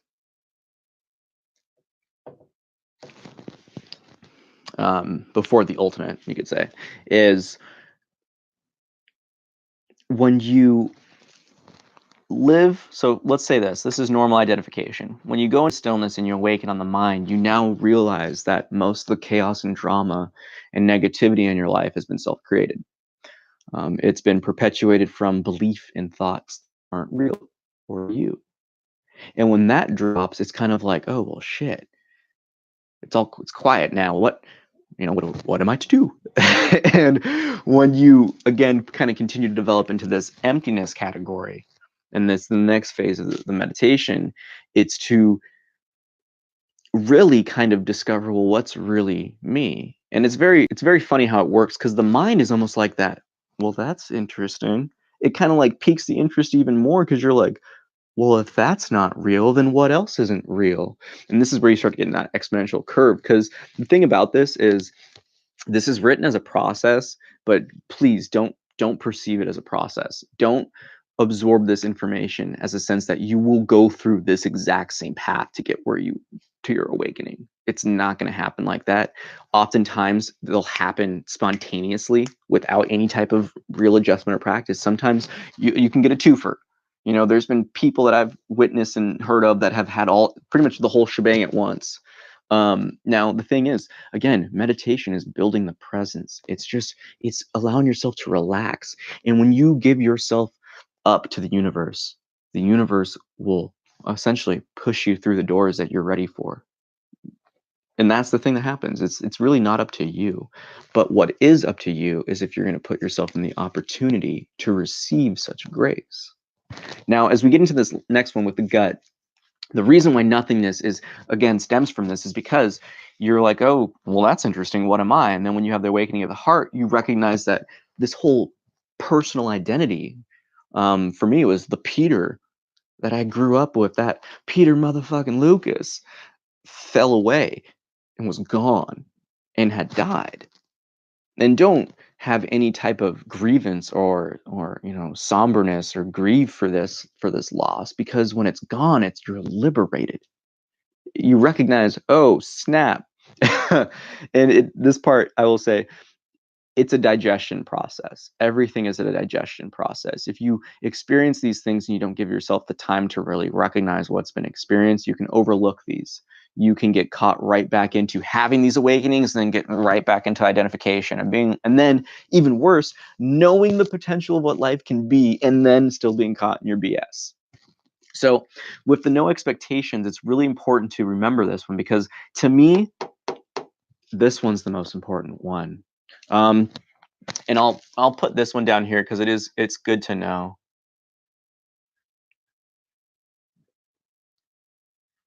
Because realistically, this is where I've actually found most people get caught up, because you live your entire life, and a lot of us, especially in the West, we have this misconception that it's like us against the world, or it's like the life is against us, the universe is against me, which is such horseshit. You are the universe. How can it be against itself? Like, and to really understand that fully, the nothingness is the no expectation. Because at this point, you know your mind's not real. That's pretty fucking heavy. Your heart, in the awakening there, you fall away. Your identity as what you know yourself to be is gone. That's It's earth shattering. It's universe shattering. It's perception shattering. When you really finally understand that there's no difference between anyone or anything else, that we're all unique and beautiful, and that we are a part of life. We are not isolated or separate from it. It's beautiful.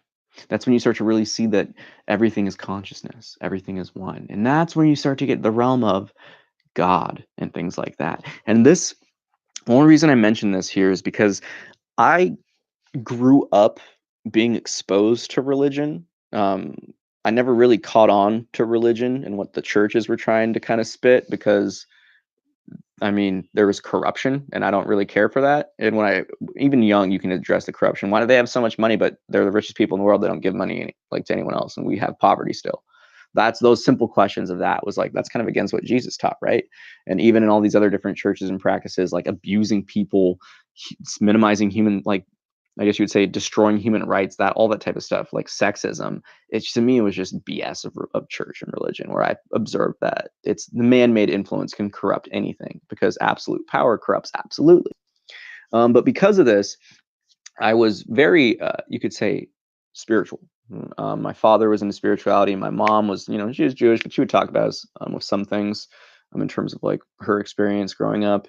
And because of that, I've always kind of had that notion that it's like, oh, well, there is more than what I know. And that nothingness is really embracing that fact that, dude, we really don't know anything. I have experienced quite a bit in this life thus far, and I still firmly know that I know nothing. And if you want to quantify, well, because it's like, oh, well, Peter, you're teaching, and when you say you know nothing, if I want to say what I know, it's like a grain of sand amongst the beach, the entire coastline. That's in truth, that's how much I feel like I know. And in truth, everything I'm teaching you here is stuff that will instantly put you in another category of existence. And purely because of how you operate, what your vibration will be, the energy that you will bring to life, the understanding that you have, the groundingness. Um, and that's kind of the thing about this is the subtle shifts to really amplify your life like this and to have these awakenings isn't hard. It just depends on how you're looking and where you're looking and who's looking. And you're keeping all these things in mind while you're doing this process.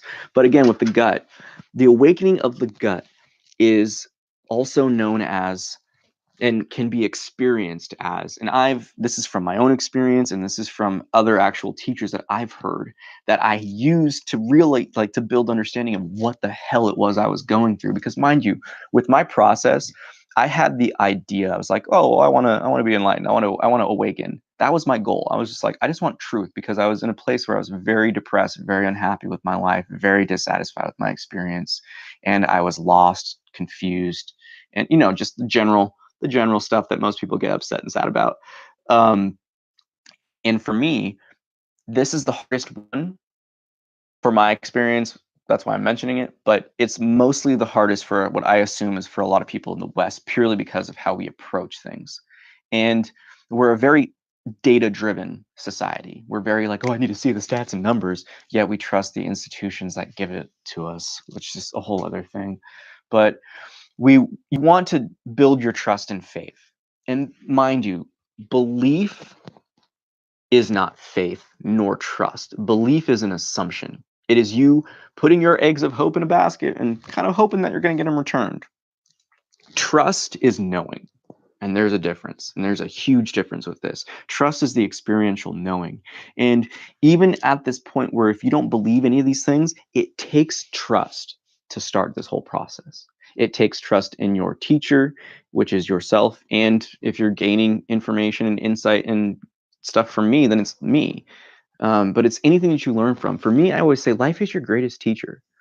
And if you don't learn to trust that, then this is going to be a roadblock for you. And that's why it's up there, is because the awakening of the gut is a mountain. It's a mountain of strength.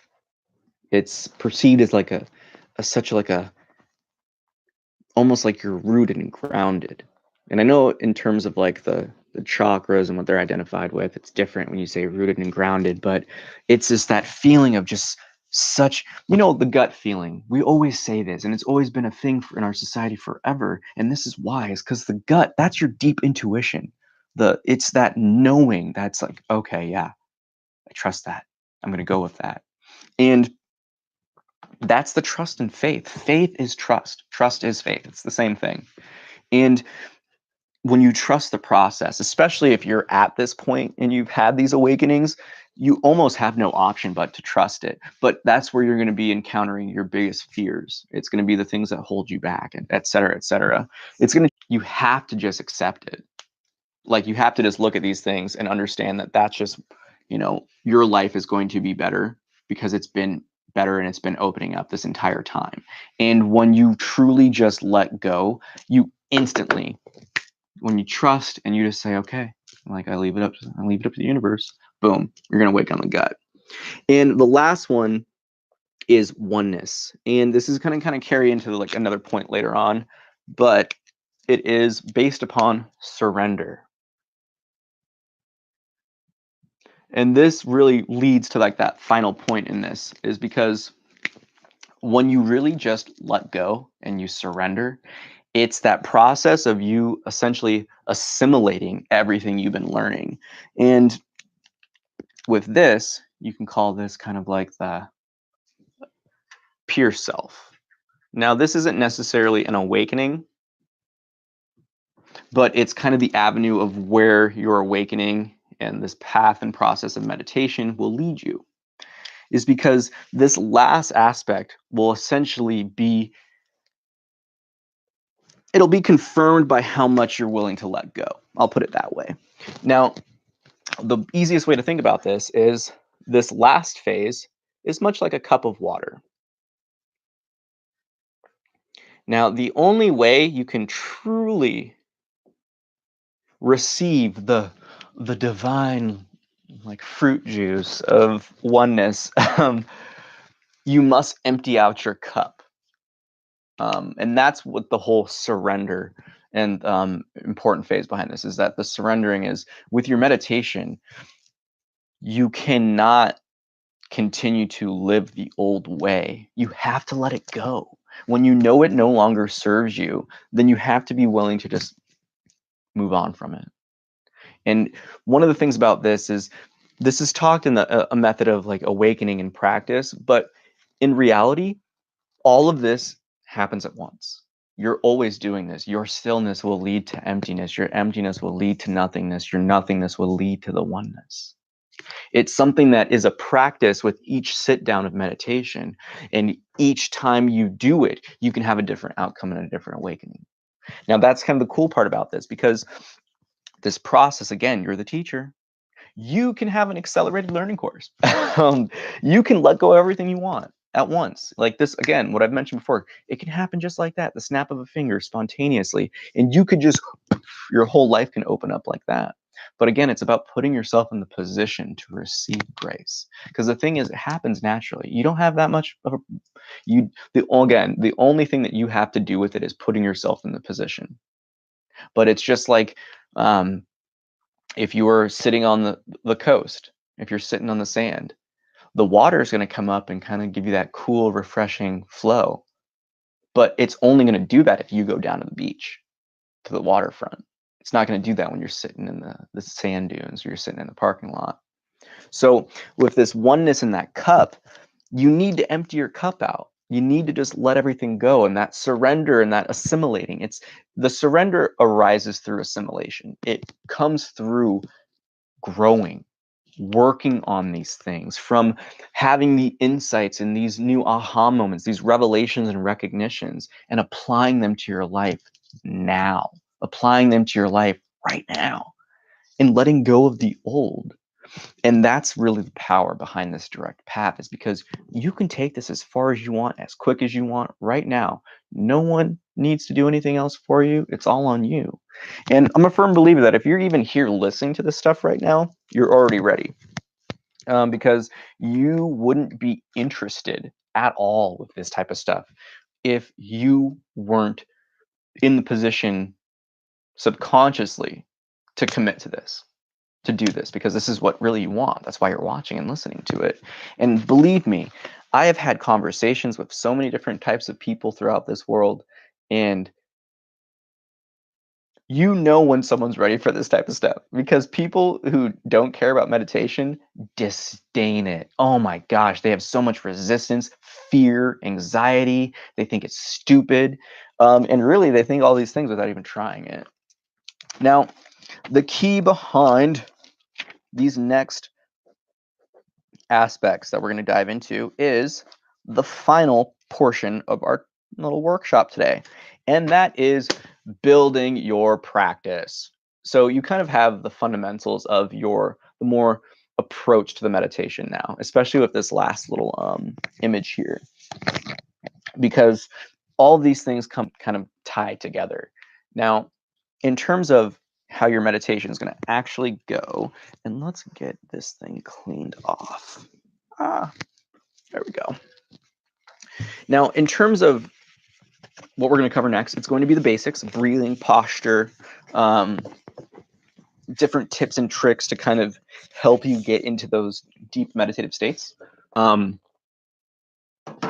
again, all of this ties together. There is nothing that can really be understood individually. It all needs to be seen as a web, because it all relates to each other. So my favorite stuff is going to be time. We'll focus on that one first. Pick a time. So the keys behind this are going to be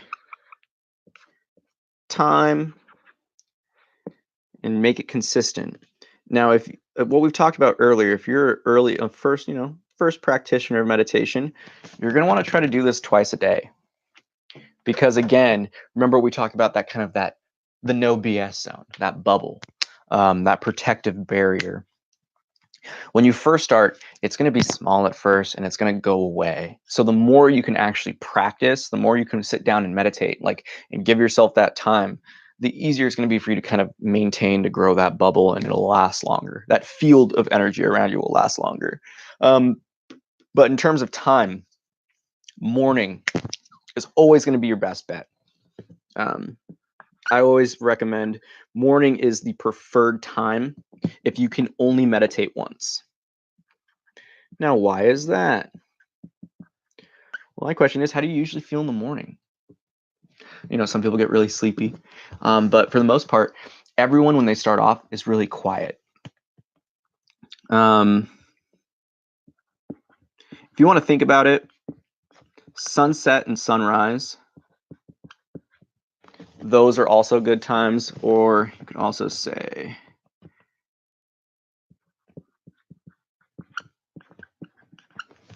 for bed. Now, we're going to get into a little subcategory of these, and the next stuff is going to lead to more on the old school Eastern practices that I myself have adhered to. And the only reason why I am mentioning any of the ones coming up is because I have noticed that there is a difference when I do not adhere to those kind of time restrictions. So morning, sunrise, sunset, before bed, those are going to be a good chunk of time. Some optional ones for people, and this has worked with clients of mine, is commuting hours. If you are a person who commutes, use it to your fullest. And meditation is the easiest to do while commuting, because meditation isn't just sitting down with your eyes closed, it's being, it's presence. So as long as you're sitting here with the intention and the goal of just being aware of everything that's coming up within your experience, internal and external, you are practicing meditation. So there's something to think about here. You can do it driving, you can do it sitting waiting for the bus, you can do it standing waiting for the bus, you can do it on the light rail. There's so many different things. So commuting hours, that's a really good opportunity for you to actually practice meditation. Lunch break, that's another good one that I've seen. And I've actually found that some people utilize that to recharge for the rest of the day. And other than that, really any spare moment,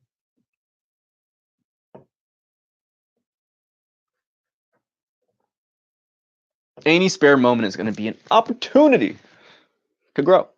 I mean, that really, it's your practice. That's the whole point of this. It's just find what works best for you. Now, again, my recommendation, we can do it like with this in terms of, frequency. I definitely will recommend daily. And I will definitely say more than once a day if you can. Because again, mind you, it's your practice. You can get the effects of this like that. And also, you can get the kind of chaos from it too. Because the key with this one is just be consistent. Because it's going to create more chaos if you try to. It's the same thing. Like if you work out really intensely for like a week and you haven't worked out in super long and you don't work out after that, you actually do more harm than good. And it's the same thing with this. If you don't have consistency in your routine, it's going to be the easiest outlet for the excuses to keep happening. And that's the area where you really want to ignore, because if you find yourself in a pattern of being okay with being inconsistent, then you're defeating the purpose of everything you're doing, are you not? Now, we have time, we have frequency, restrictions. Need to talk about that.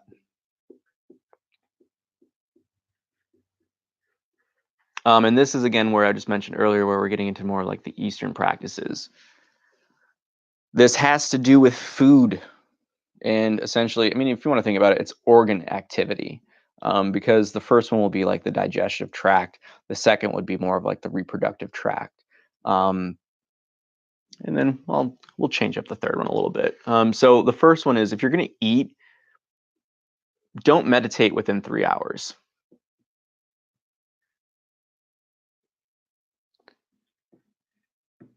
Whoop, that was really Yoda written. So we're just going to say 3 hours from eating. Here's the one that is actually one of the most interesting ones. Sex or masturbation, you have to count that too. 9 hours. Now, it sounds intense, but I will put it this way. The purpose of meditation is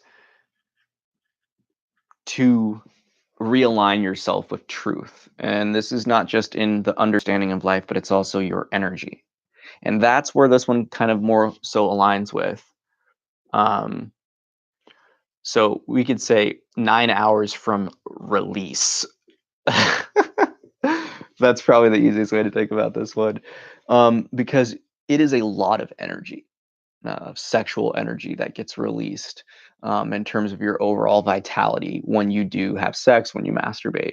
And if you look at actually like Carl Jung and all these other, like Einstein, Nikola Tesla, none of these people masturbated. They had sex, but even in Qigong practice, there is an appropriate amount of sex and masturbation, because you lose your energy the more you do it. And if you aren't giving time to kind of refill this energy, it can cause damage to the systems.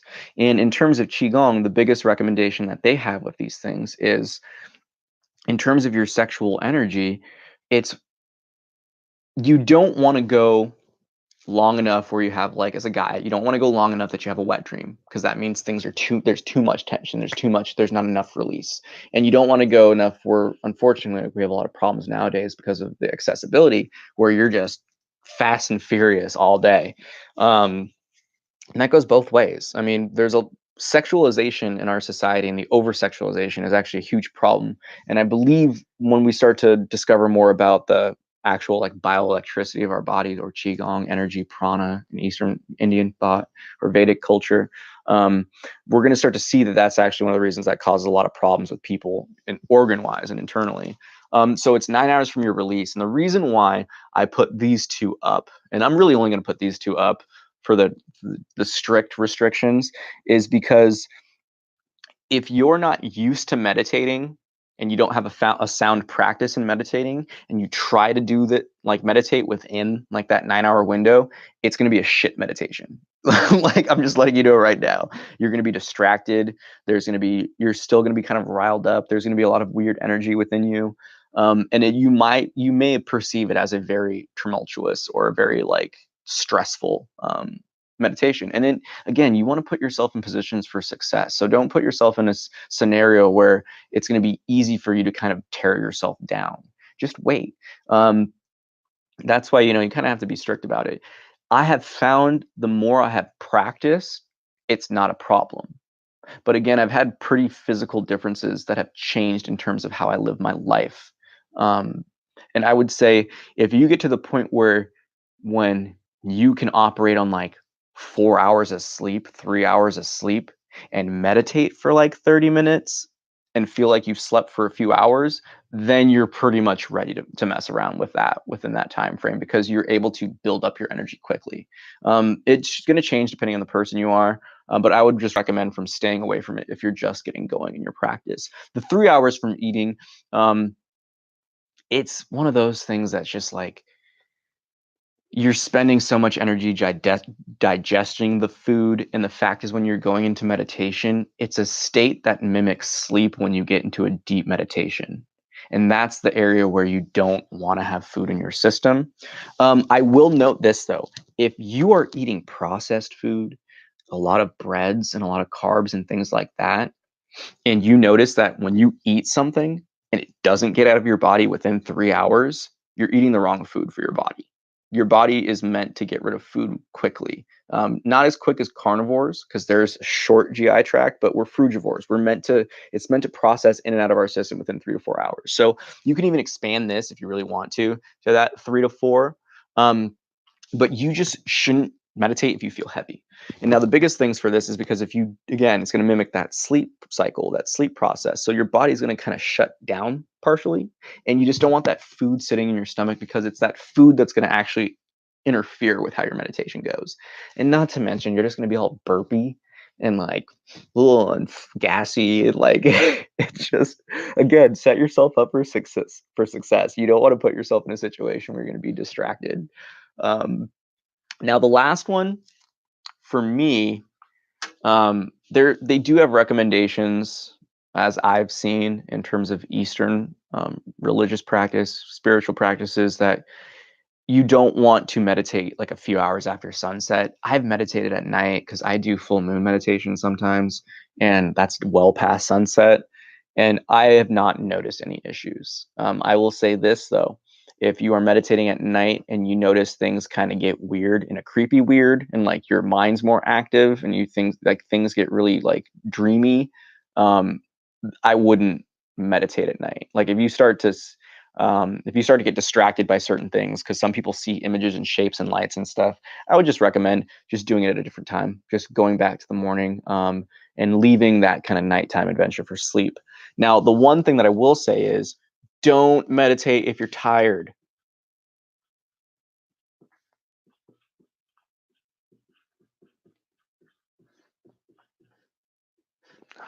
F looks like a P. But seriously, like, don't meditate at all if you're sleepy. I like sleepy better. So the reason why I say this is because practice makes perfect. And if you're going to practice your meditation and fall asleep 30% of the time, you're setting yourself up for failure, because then your body, your mind, your heart, your emotion, like everything, it's going to align itself with that normality of sleep, with the states of meditation. Now, that's the area where, if you know you're tired and you haven't meditated today, don't beat yourself up. Just don't meditate. Just write. We'll get into journaling a little bit after this. But simply put, if you're feeling sleepy, don't do it. Now, one of the reasons why I'm actually going to do a little X factor with this one, because this one depends on who you are. And this is the last one in terms of the restrictions.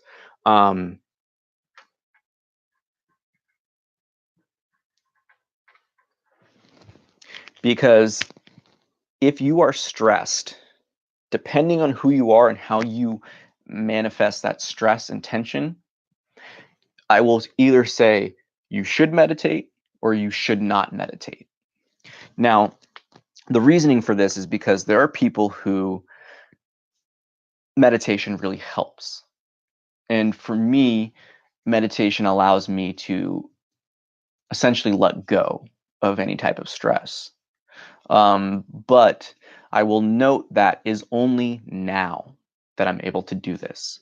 I have practiced and done this in the past, and I have experienced this with other students that if you meditate and you are already an emotional person and you haven't gotten those emotions um, essentially identified and understood, and they kind of keep controlling you and you get swept away, your meditation is more likely than not, it's going to be really chaotic.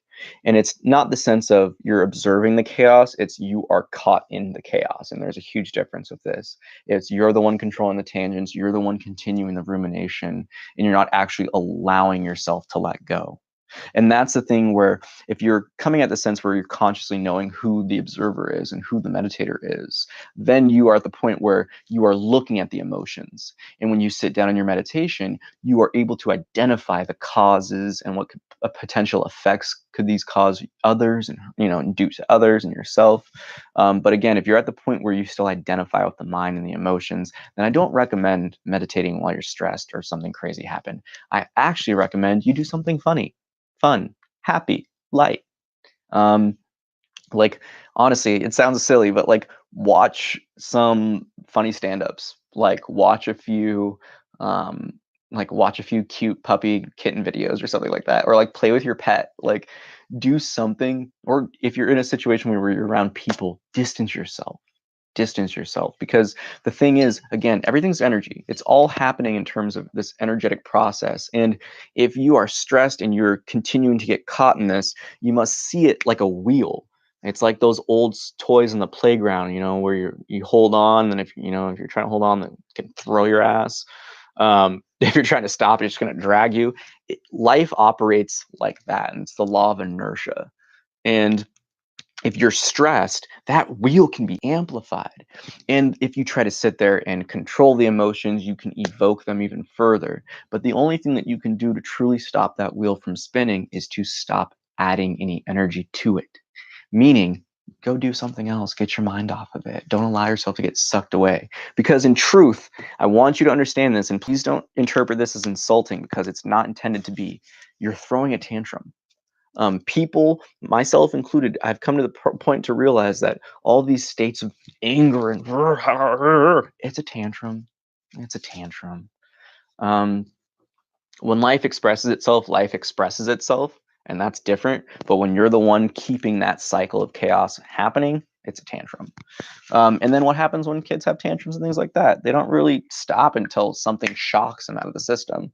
And like my 5 years working with kids, the one thing that I will tell anyone that if you are ever in a situation where a kid is about to run in the street or anything like that, or you have a runner or a kid's just like freaking out and running away from you and you can't catch them, you better have two different voices: a cool, happy voice, relaxed voice, and a serious voice, because the serious voice and the other activity acts as a shocker for the system to kind of like, oh, okay, yeah, I'll stop in my tracks. I won't do that anymore. I get it. So for yourself, it's really all about that last point of restrictions is understanding how you respond to emotions and, those stressful states.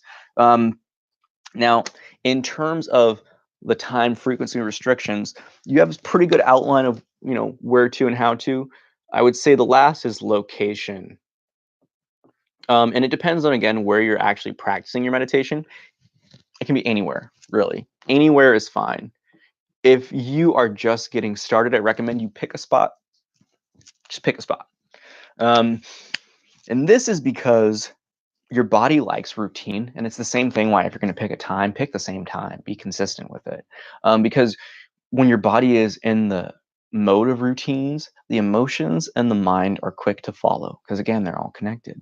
So when the body is like, "Ooh, yeah, it's that meditation time," or if you're using the sense of the location, it's like the moment you sit on your meditation pill, that body is just like, "Ooh, it's time, it's game time," because the thing is, your body loves meditation. Whew, I cannot tell you enough. Um, when you really find yourself in that flow and you come out of a really like peaceful, calming, expansive meditation, your body is energized. It's electric. It feels light, and more importantly, you feel light. Like, you physically feel lighter.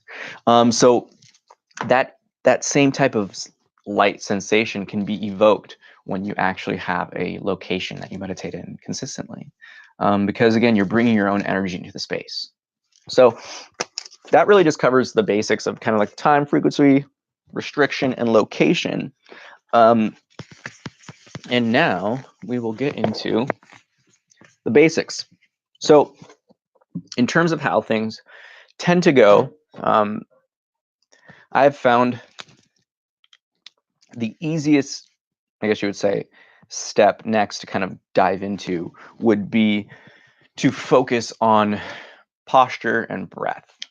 Now, your body naturally has a little bit of an S curve to it. And, there's like the hips and stuff like that. So the thing is, I don't want you trying to sit like vertical. Like, it's not going to be comfortable. You want more of a relaxed, just now the thing is here is, even sitting like this, I'm not leaning or arching my back, and I'll even try to get up in here so you can see me in frame a little bit better.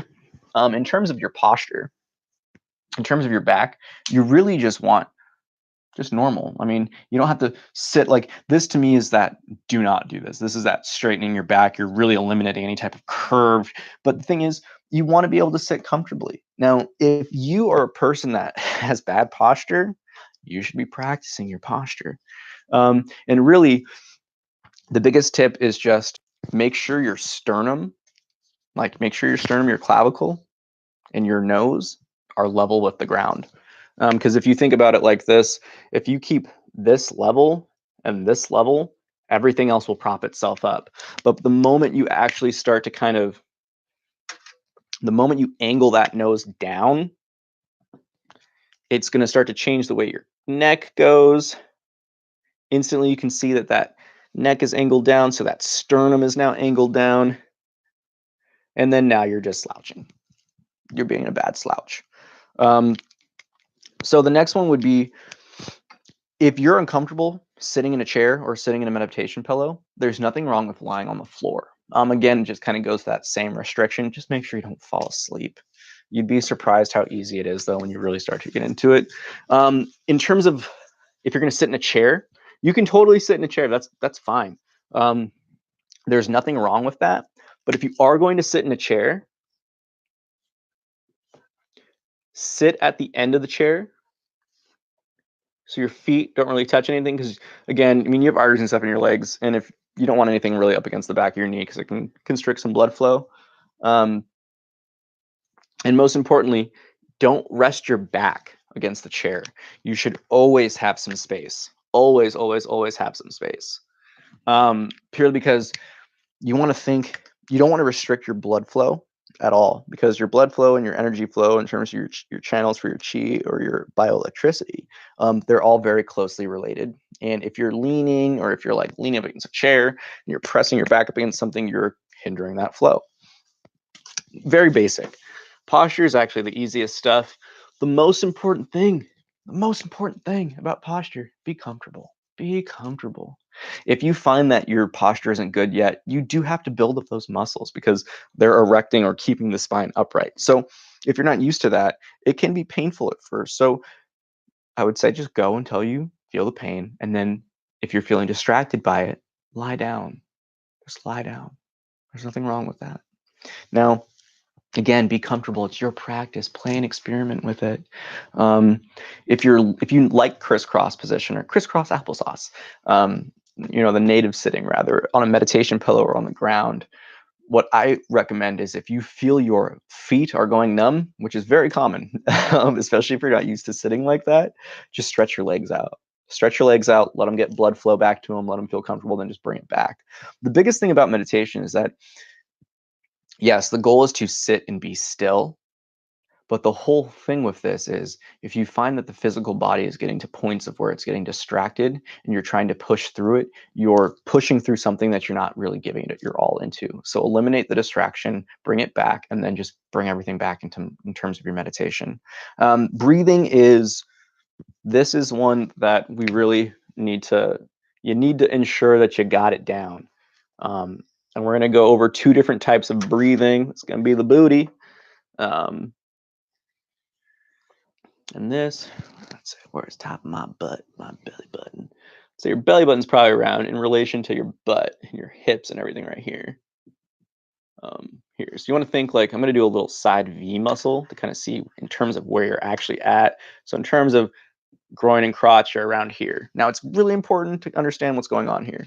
Now your diaphragm's low when you're breathing. You are filling up your lower dantian. It's your lower vessel. And it's essentially your stomach and your brain are your two centers for nervous system activity. They're your two brains. And you want to think your lower dantian is your pump. It's the vessel. It's the vehicle for energy. And there's two different types of breathing. The first that we're going to go over is technically more Buddhist breathing, Buddhist monk breathing, and it's your typical breathing. So we're going to use different colors here. Let's do red and blue. So you want to think about it like this. Your inhale, so your inhale, your stomach, and mind you, the area that we're talking about specifically is your belly button. So if you want to take your pointer finger and put it even higher up and put it on your belly button, it's kind of like where your ring finger ends up at. It's about 2 inches down or 1.5 inches down. That's where you actually want to focus on your breath. So if you want to think about your belly button, it's going to be like this sweet spot right here. You really want to try to focus on pushing this out and inhaling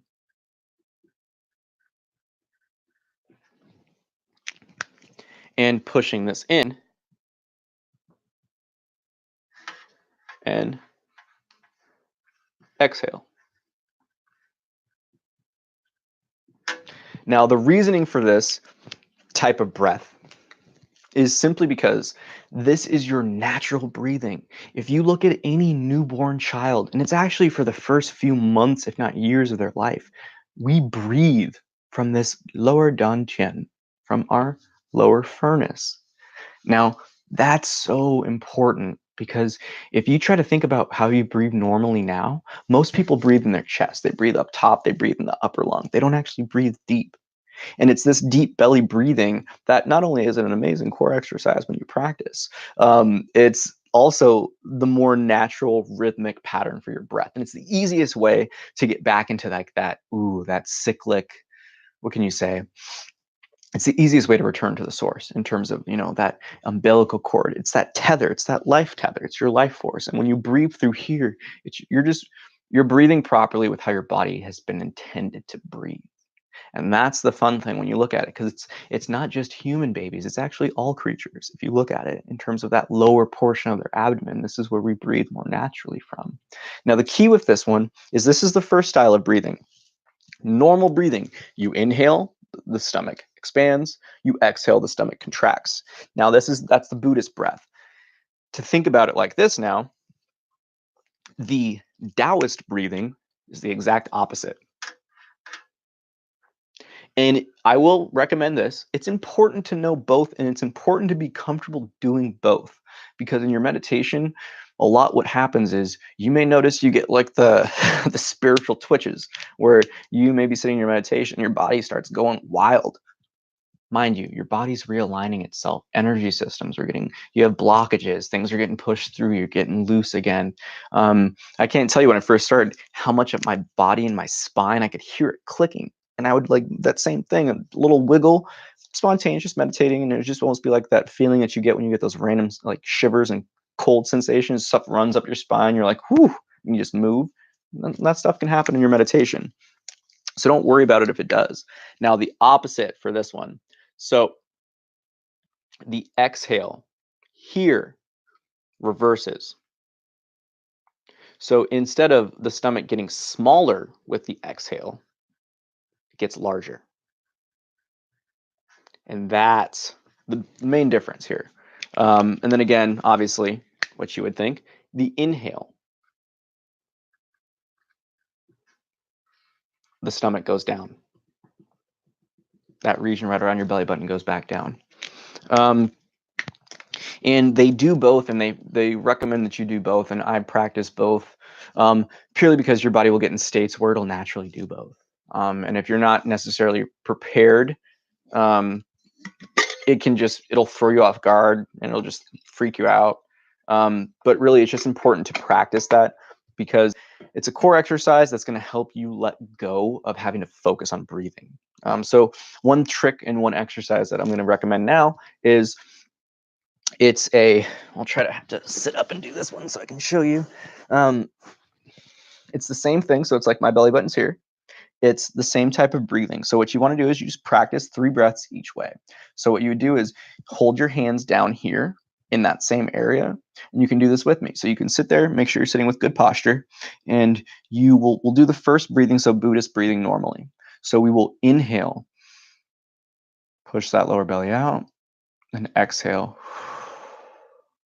Now, in terms of rhythm for your breathing, just go with your heartbeat and go with what's natural.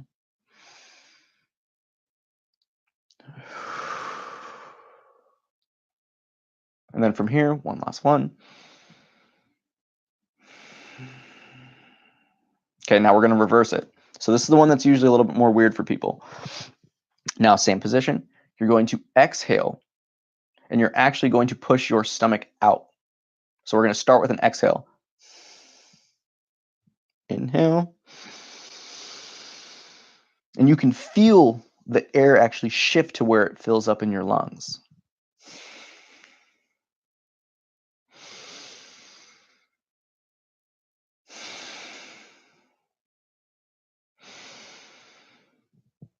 And from there, so those are the 2 different breathings patterns, and they're little exercises you can do 3 and 3. Now, the static exercise that you can do, and this is actually more of my personal training experience for you.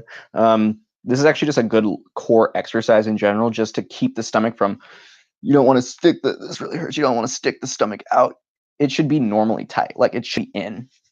You shouldn't have anything hanging out. So to do this, I'll have to tighten the t-shirt. So you essentially take your belly button and you want to imagine it going through your spine on a rope. So from here, it's going to go.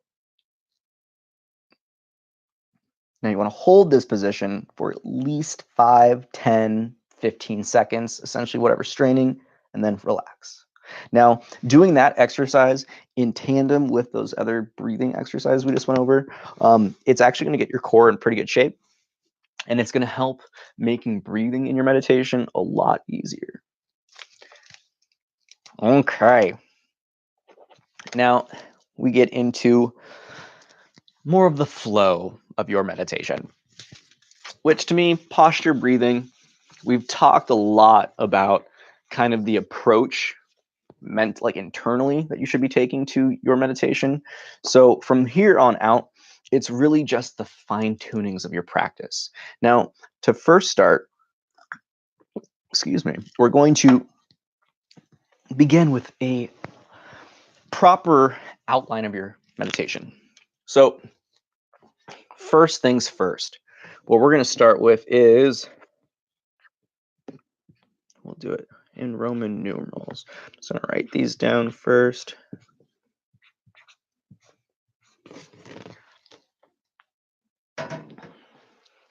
So we're going to actually start with the last one, just because I find it easier just to have this here. Because the last point is reflect, and the first point is almost reflect, but it's like the purpose. So it's your intention setting, you could say. But I'm also going to do intention slash remembering, because again, like we've talked about, we're geared to forget. So it's really good to kind of, before you even start your meditation, when you sit down, is to just, oh wow, everything's really small. Let's make that bigger for people. Is to really just remember where you're at in life. Like when you wake up, and we're going to go over some easy meditation styles that you can do, like the basic fundamentals of meditation in terms of practice after this. But so reflection at the end.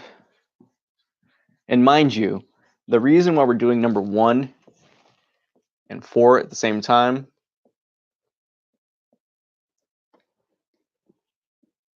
is because these two are very similar.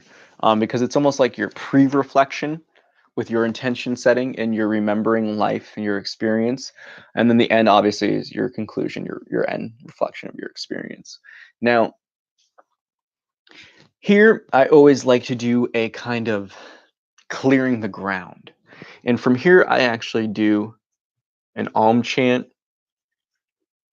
And those of you that have joined, whether it be in person for our end of the month meditations or for our Saturday meditations, I start off with a bell, a little singing bowl. So I start off with 4 bell hits, a little bit longer than that, but we're not going to waste a ton of time on that, to kind of clear the mind of any other junk, because it's those just listening to a sound, it helps you focus. And then I actually give it a nice little rotation.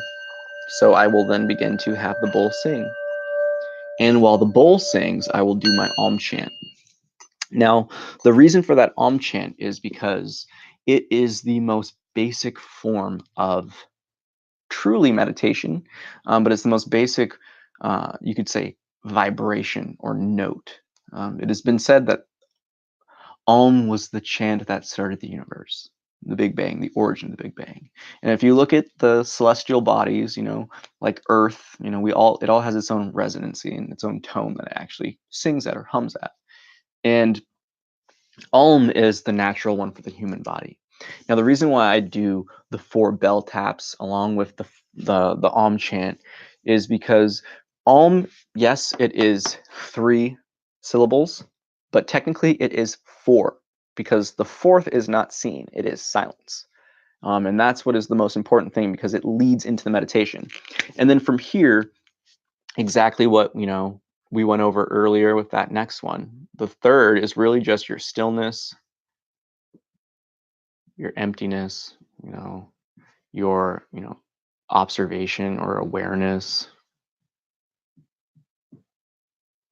And that's essentially your actual meditation, if you want to think about it like that.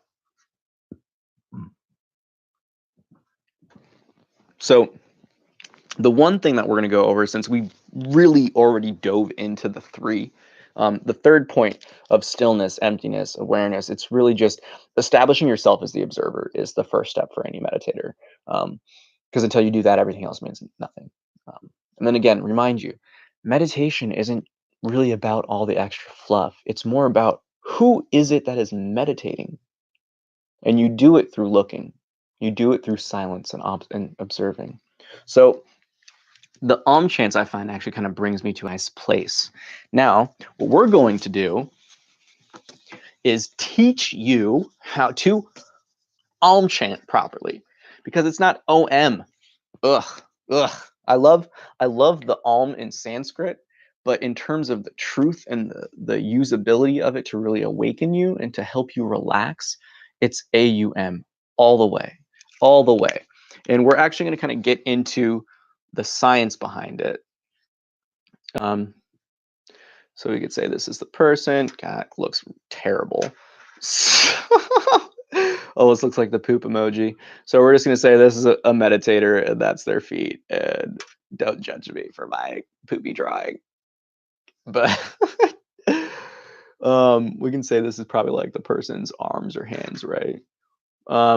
We're really just going to use this so you can see the different areas that you're going to actually feel this vibration at. And I would just use it to sit, because you should be sitting down. So we're going to focus on the 3 syllables here. And we're actually going to do it this way, because this is how you should actually feel this transition in your own body. And we're going to start with the A, because that is the heart. And then actually I should make a neck here so you can actually see it. And then it's actually going to go up to the neck. Cool. That makes me feel better. And then from here, we have the U. And then the M, the top of the head. Now, the exercise we're going to go over will exemplify this. Again, it's going to be here, here, and up here. You're looking for 3 points of contact. And the reason why I say it is AUM, like it is without a doubt AUM, because what sound do you make when you're stressed or relaxing or tired and you just like sat down after a long day? You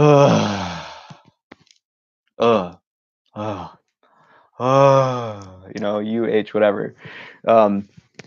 It's that it's that that's that AU. It's not oh.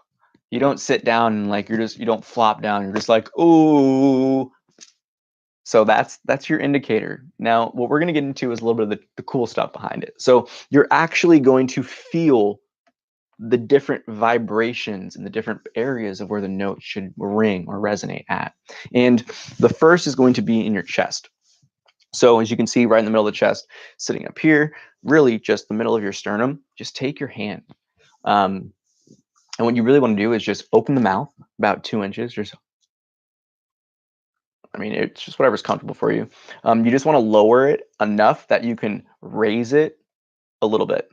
So I like to start off with just like a little because when you do and like let out a nice sigh, you can feel it in your chest automatically.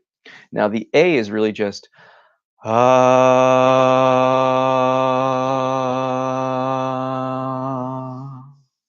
when you hold that out, you'll feel it resonate in your fingertips on your chest. Now the U is important here because the U is made just by lowering or raising technically the jaw. So it's the A is ah, U is going to move up. And then the M is really just closing your mouth. So once you start the note, it's one note that changes naturally depending on the positioning of your mouth. So start off with A, then transition to U. 1, 2, 3. Ah.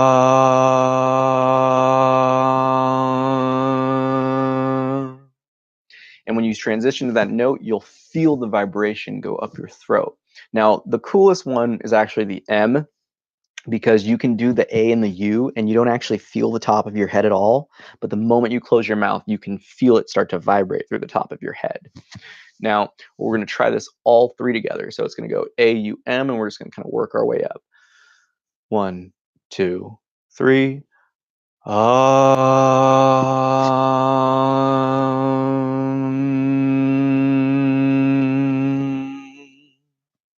Now, my trick for you is that if you don't feel any vibration, play with the note. That's how you're actually going to find what your true sound should be. And for me, I actually find sometimes I can feel it there, but I can also feel it with a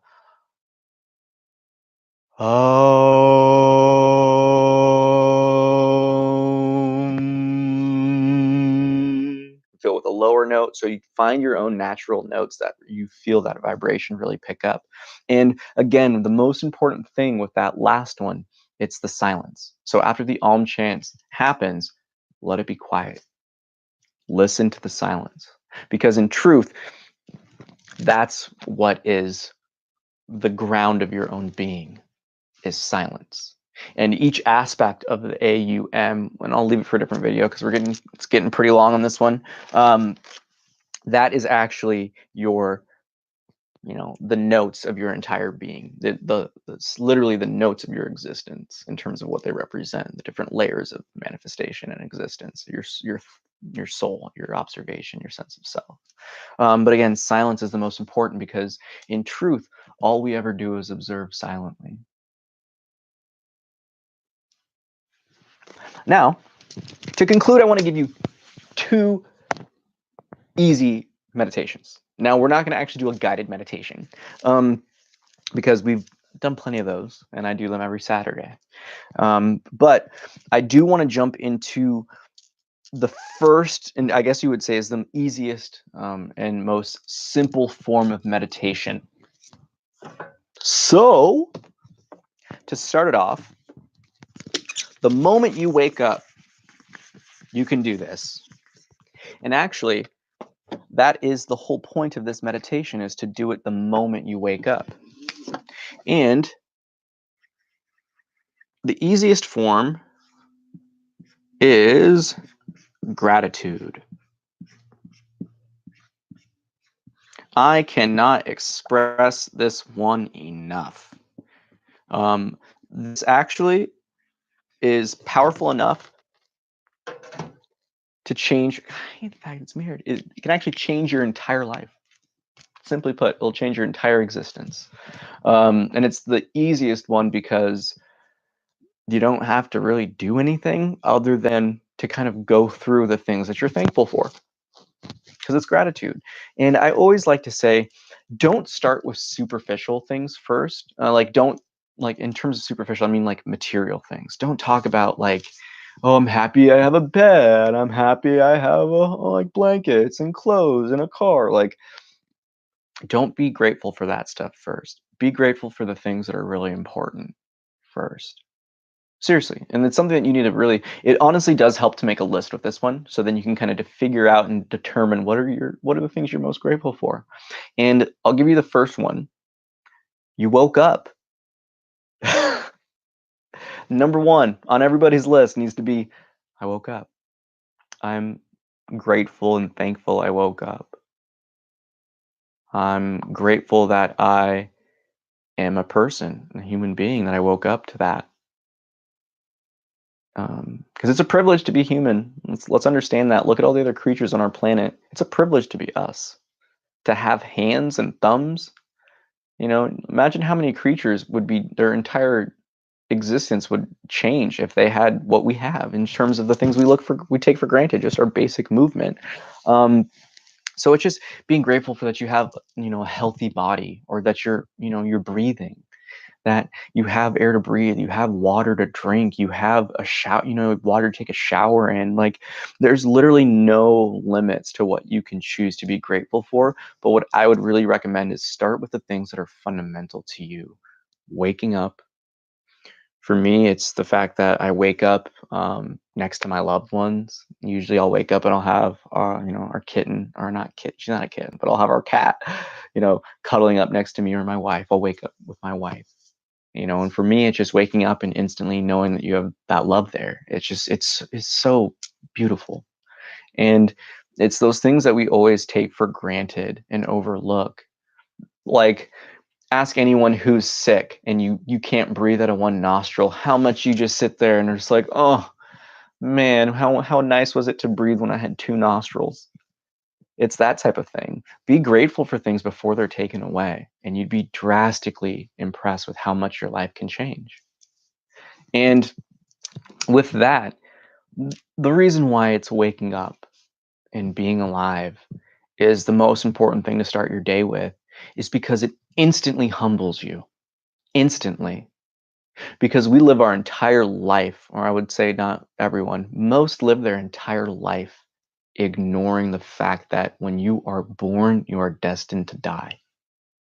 That's a fact. You have birth, you have death, but you have a life in between. And that's the beautiful experience and opportunity that we have when we wake up, is to live. And there's so many people, millions of people every day, that don't get that.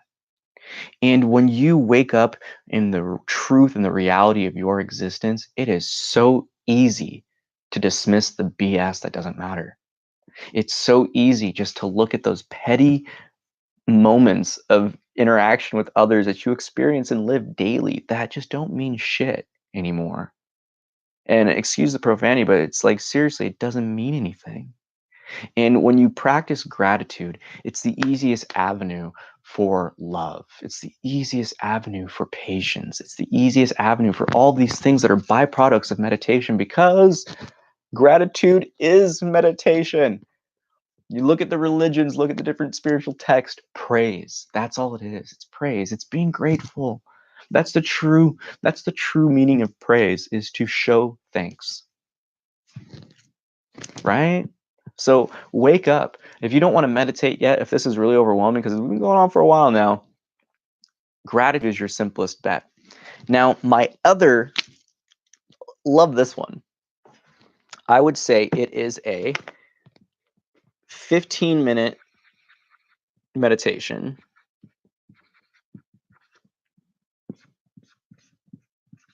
And I'm actually going to set this up as it's kind of like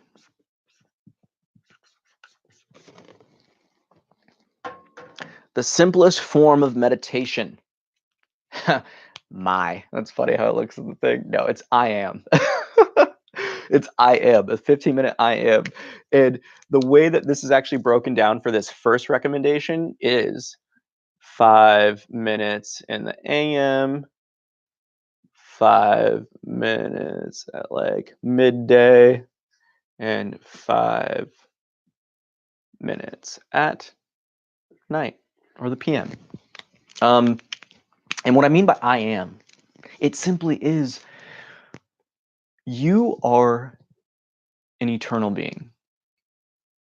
Whether you understand that now or not, and whether you've recognized it now or not, when the body drops, you continue on. And you can come to easily witness this and experience this death without dying before you have that happen in this life. And the easiest avenue for that is through the I am, the meditator. Who is meditating? And the thing is, it's not really a question. It's a question through looking, through being, through living. And the thing that's perfect about the I am meditation, baby, is you're already doing it. You're doing it right now. You're listening to me, you're breathing, you're awake. That is I am meditation. Again, it boils down to the observer, but focusing on the observation, knowing that you are the one observing it. Everything here is subtle. Everything about spirituality is subtle because we've already been taught everything we need to learn. Essentially, we've already been taught everything we need to unlearn. We already live and are awakened. We just don't realize it yet.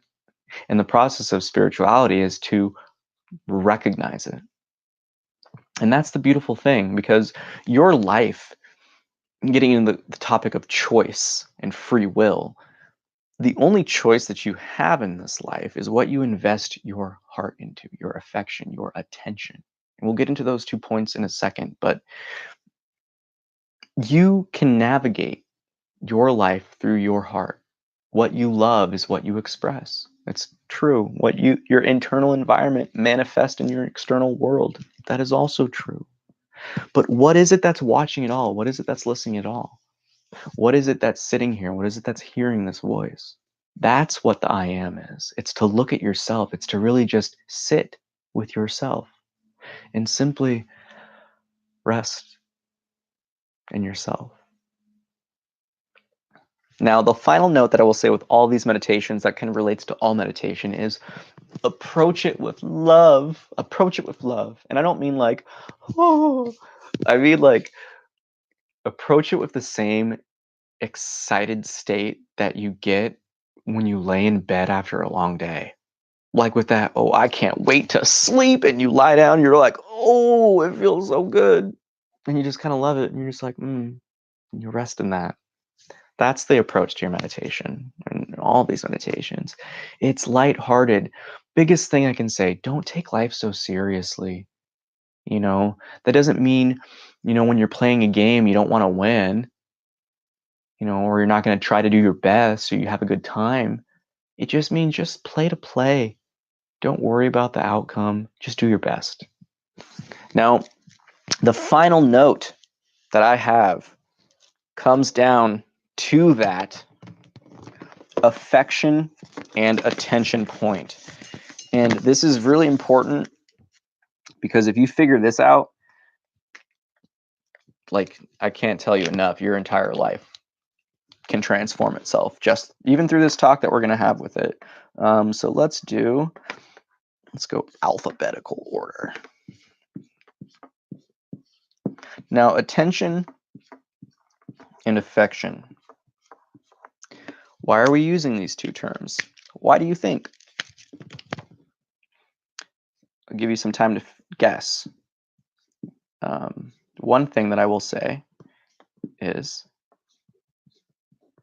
these are your powers. These are the powers of humans, of us. Affection and attention. Love and focus, if you want to think about it like that too. Your affection and your attention are the true tools that you can use for your advantage in meditation. And the words are chosen with specific intent. Now, with affection, love, what you desire, it's very easy when looking at this to understand that what you love is what you do. What you love is what you bring into the world. What you love is what you invest yourself in.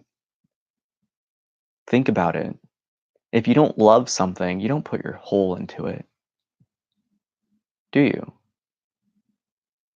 Now, the reason why these two are listed together is because they're two sides of the same coin. Without affection, you cannot have attention. And without attention, you cannot have affection. Now, attention is your focus. It's your gaze. It's what you choose to invest your time and energy into. It's your ability to invest that time and energy into one thing. Essentially, it's your magnifying glass. Consciousness, what you are, this sense of me and I that we all experience, it's the same ground of being, and it operates the same for each of us. It is the magnifying glass that we can analyze life with, or, kind of zoom out and focus on something where you're concisely focusing on those rays of consciousness, or attention, as we call it. Now, these are the two most powerful tools you have, because they're the only real tools you use. Your attention or your focus is what helps you do your work. It's what can lead you to that getting in the zone. Those moments of time where we literally escape the limits of time, where it feels like 20 minutes experientially, but we've been working for 2 hours, 3 hours, and it just went by like that. That's the power of attention. Power of focus can completely just whoop. It's your teleportation device. It's your you can call it your device that allows you to will things to be. It's your building blocks. Your affection is very similar in that sense. It is what we use to manifest, to build, to grow. And the two of these together are actually what we use to bring things into existence, to manifest things. And when you start to really look into those 2 points and to see how that impacts you on a regular basis, and how you interact entirely, then whew, my oh my, your whole life can open up like that. And things will just make sense. Things will click. Everything will line up. And you will instantly enter again another phase where you just don't have to deal with certain types of drama in your life anymore. Only when you're engaging or interacting with other people. Now, that's something that's really, important to think about, is how does the role of affection and attention play in your life? What are the good habits and what are the bad habits?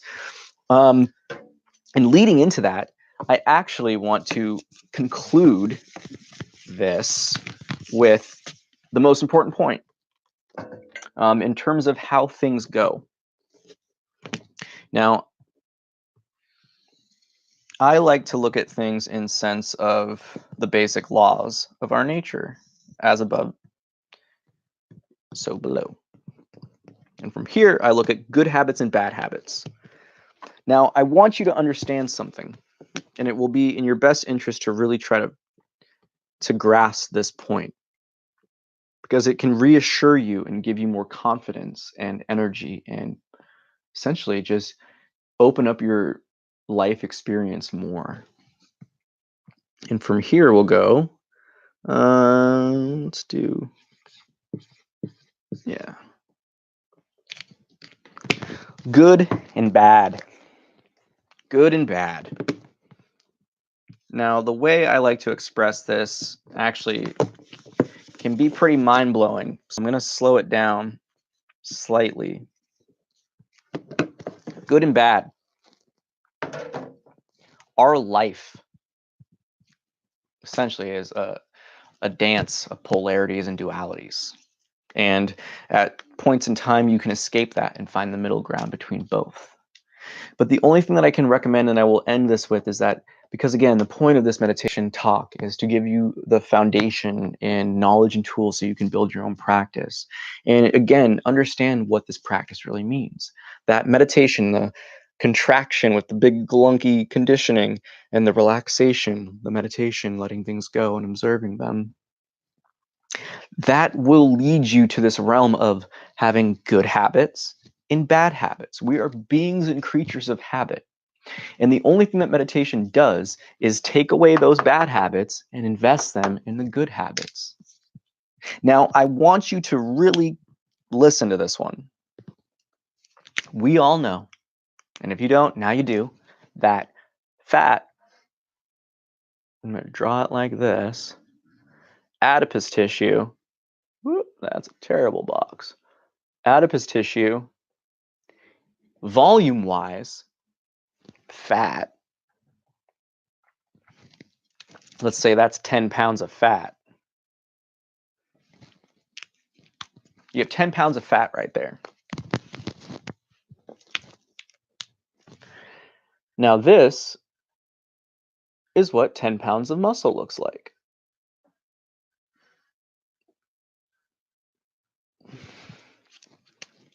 As you can see, the muscle, yeah, both 10 pounds, but look at the volume. Look at the volume of that. It's almost twice as much.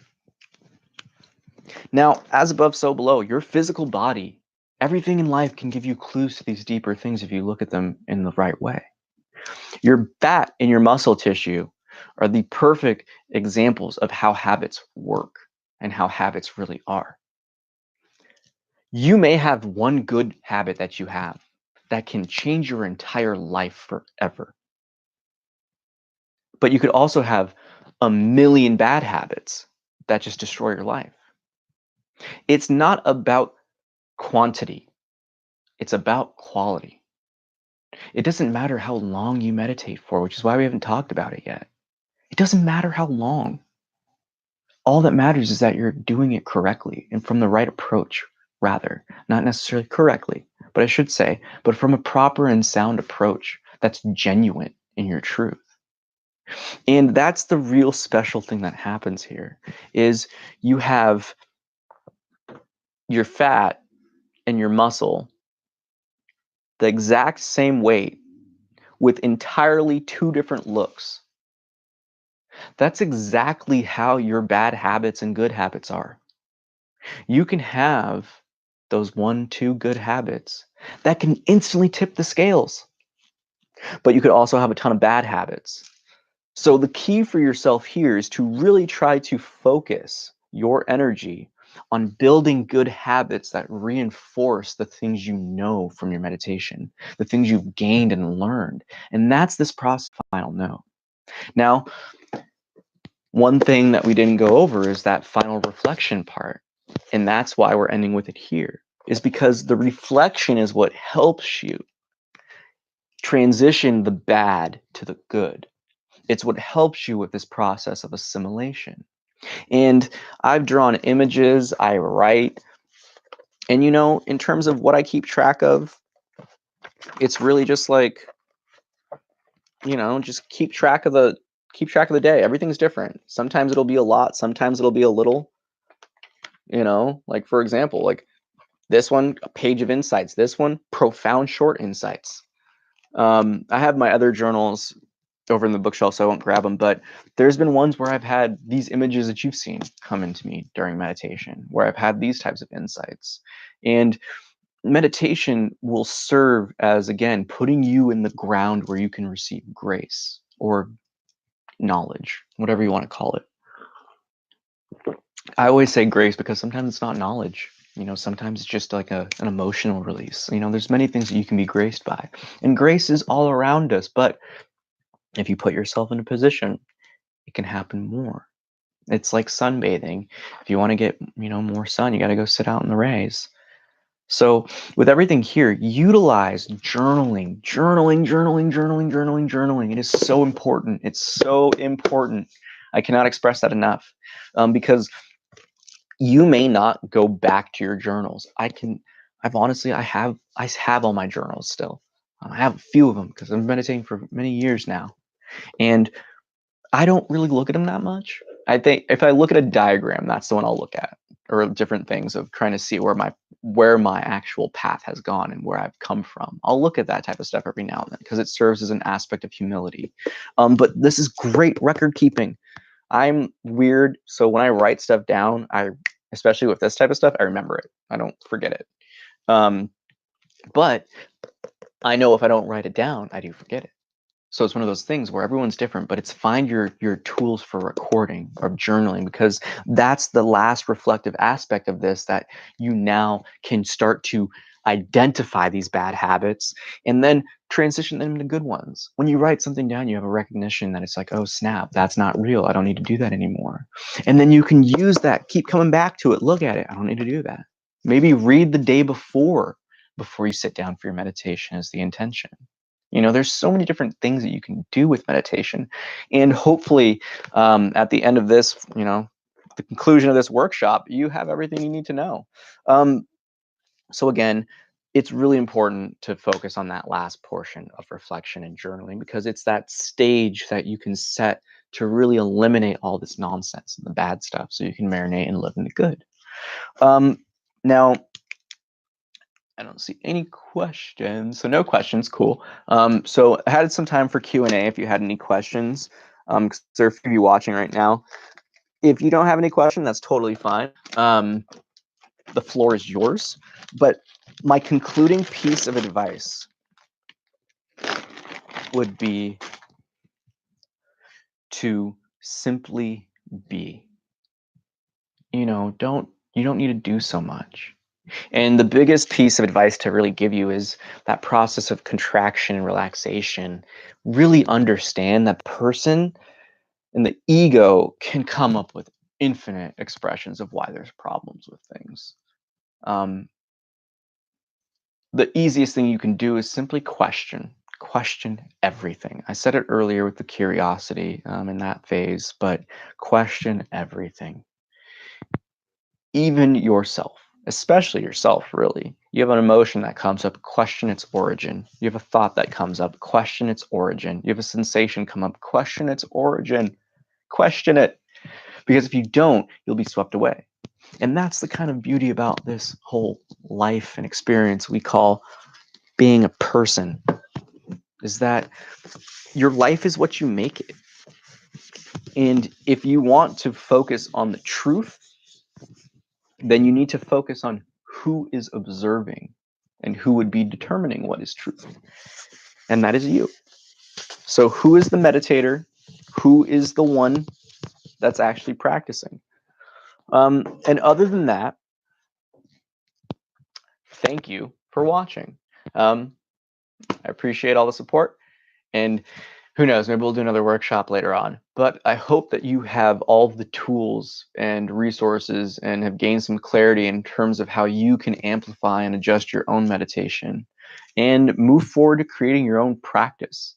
Ultimately, just have fun with it. Explore. This is an adventure. Life is an adventure and a journey.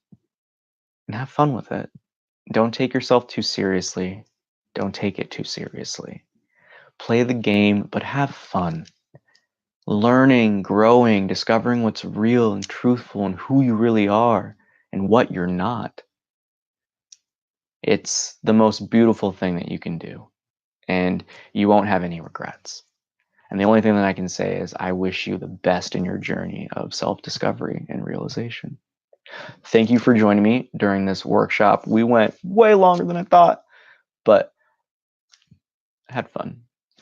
See you next time, guys. It's been Peter from Full Spectrum Performance. Don't forget to subscribe, hit that notification bell, check us out on social media, and have an excellent rest of your day. Bye.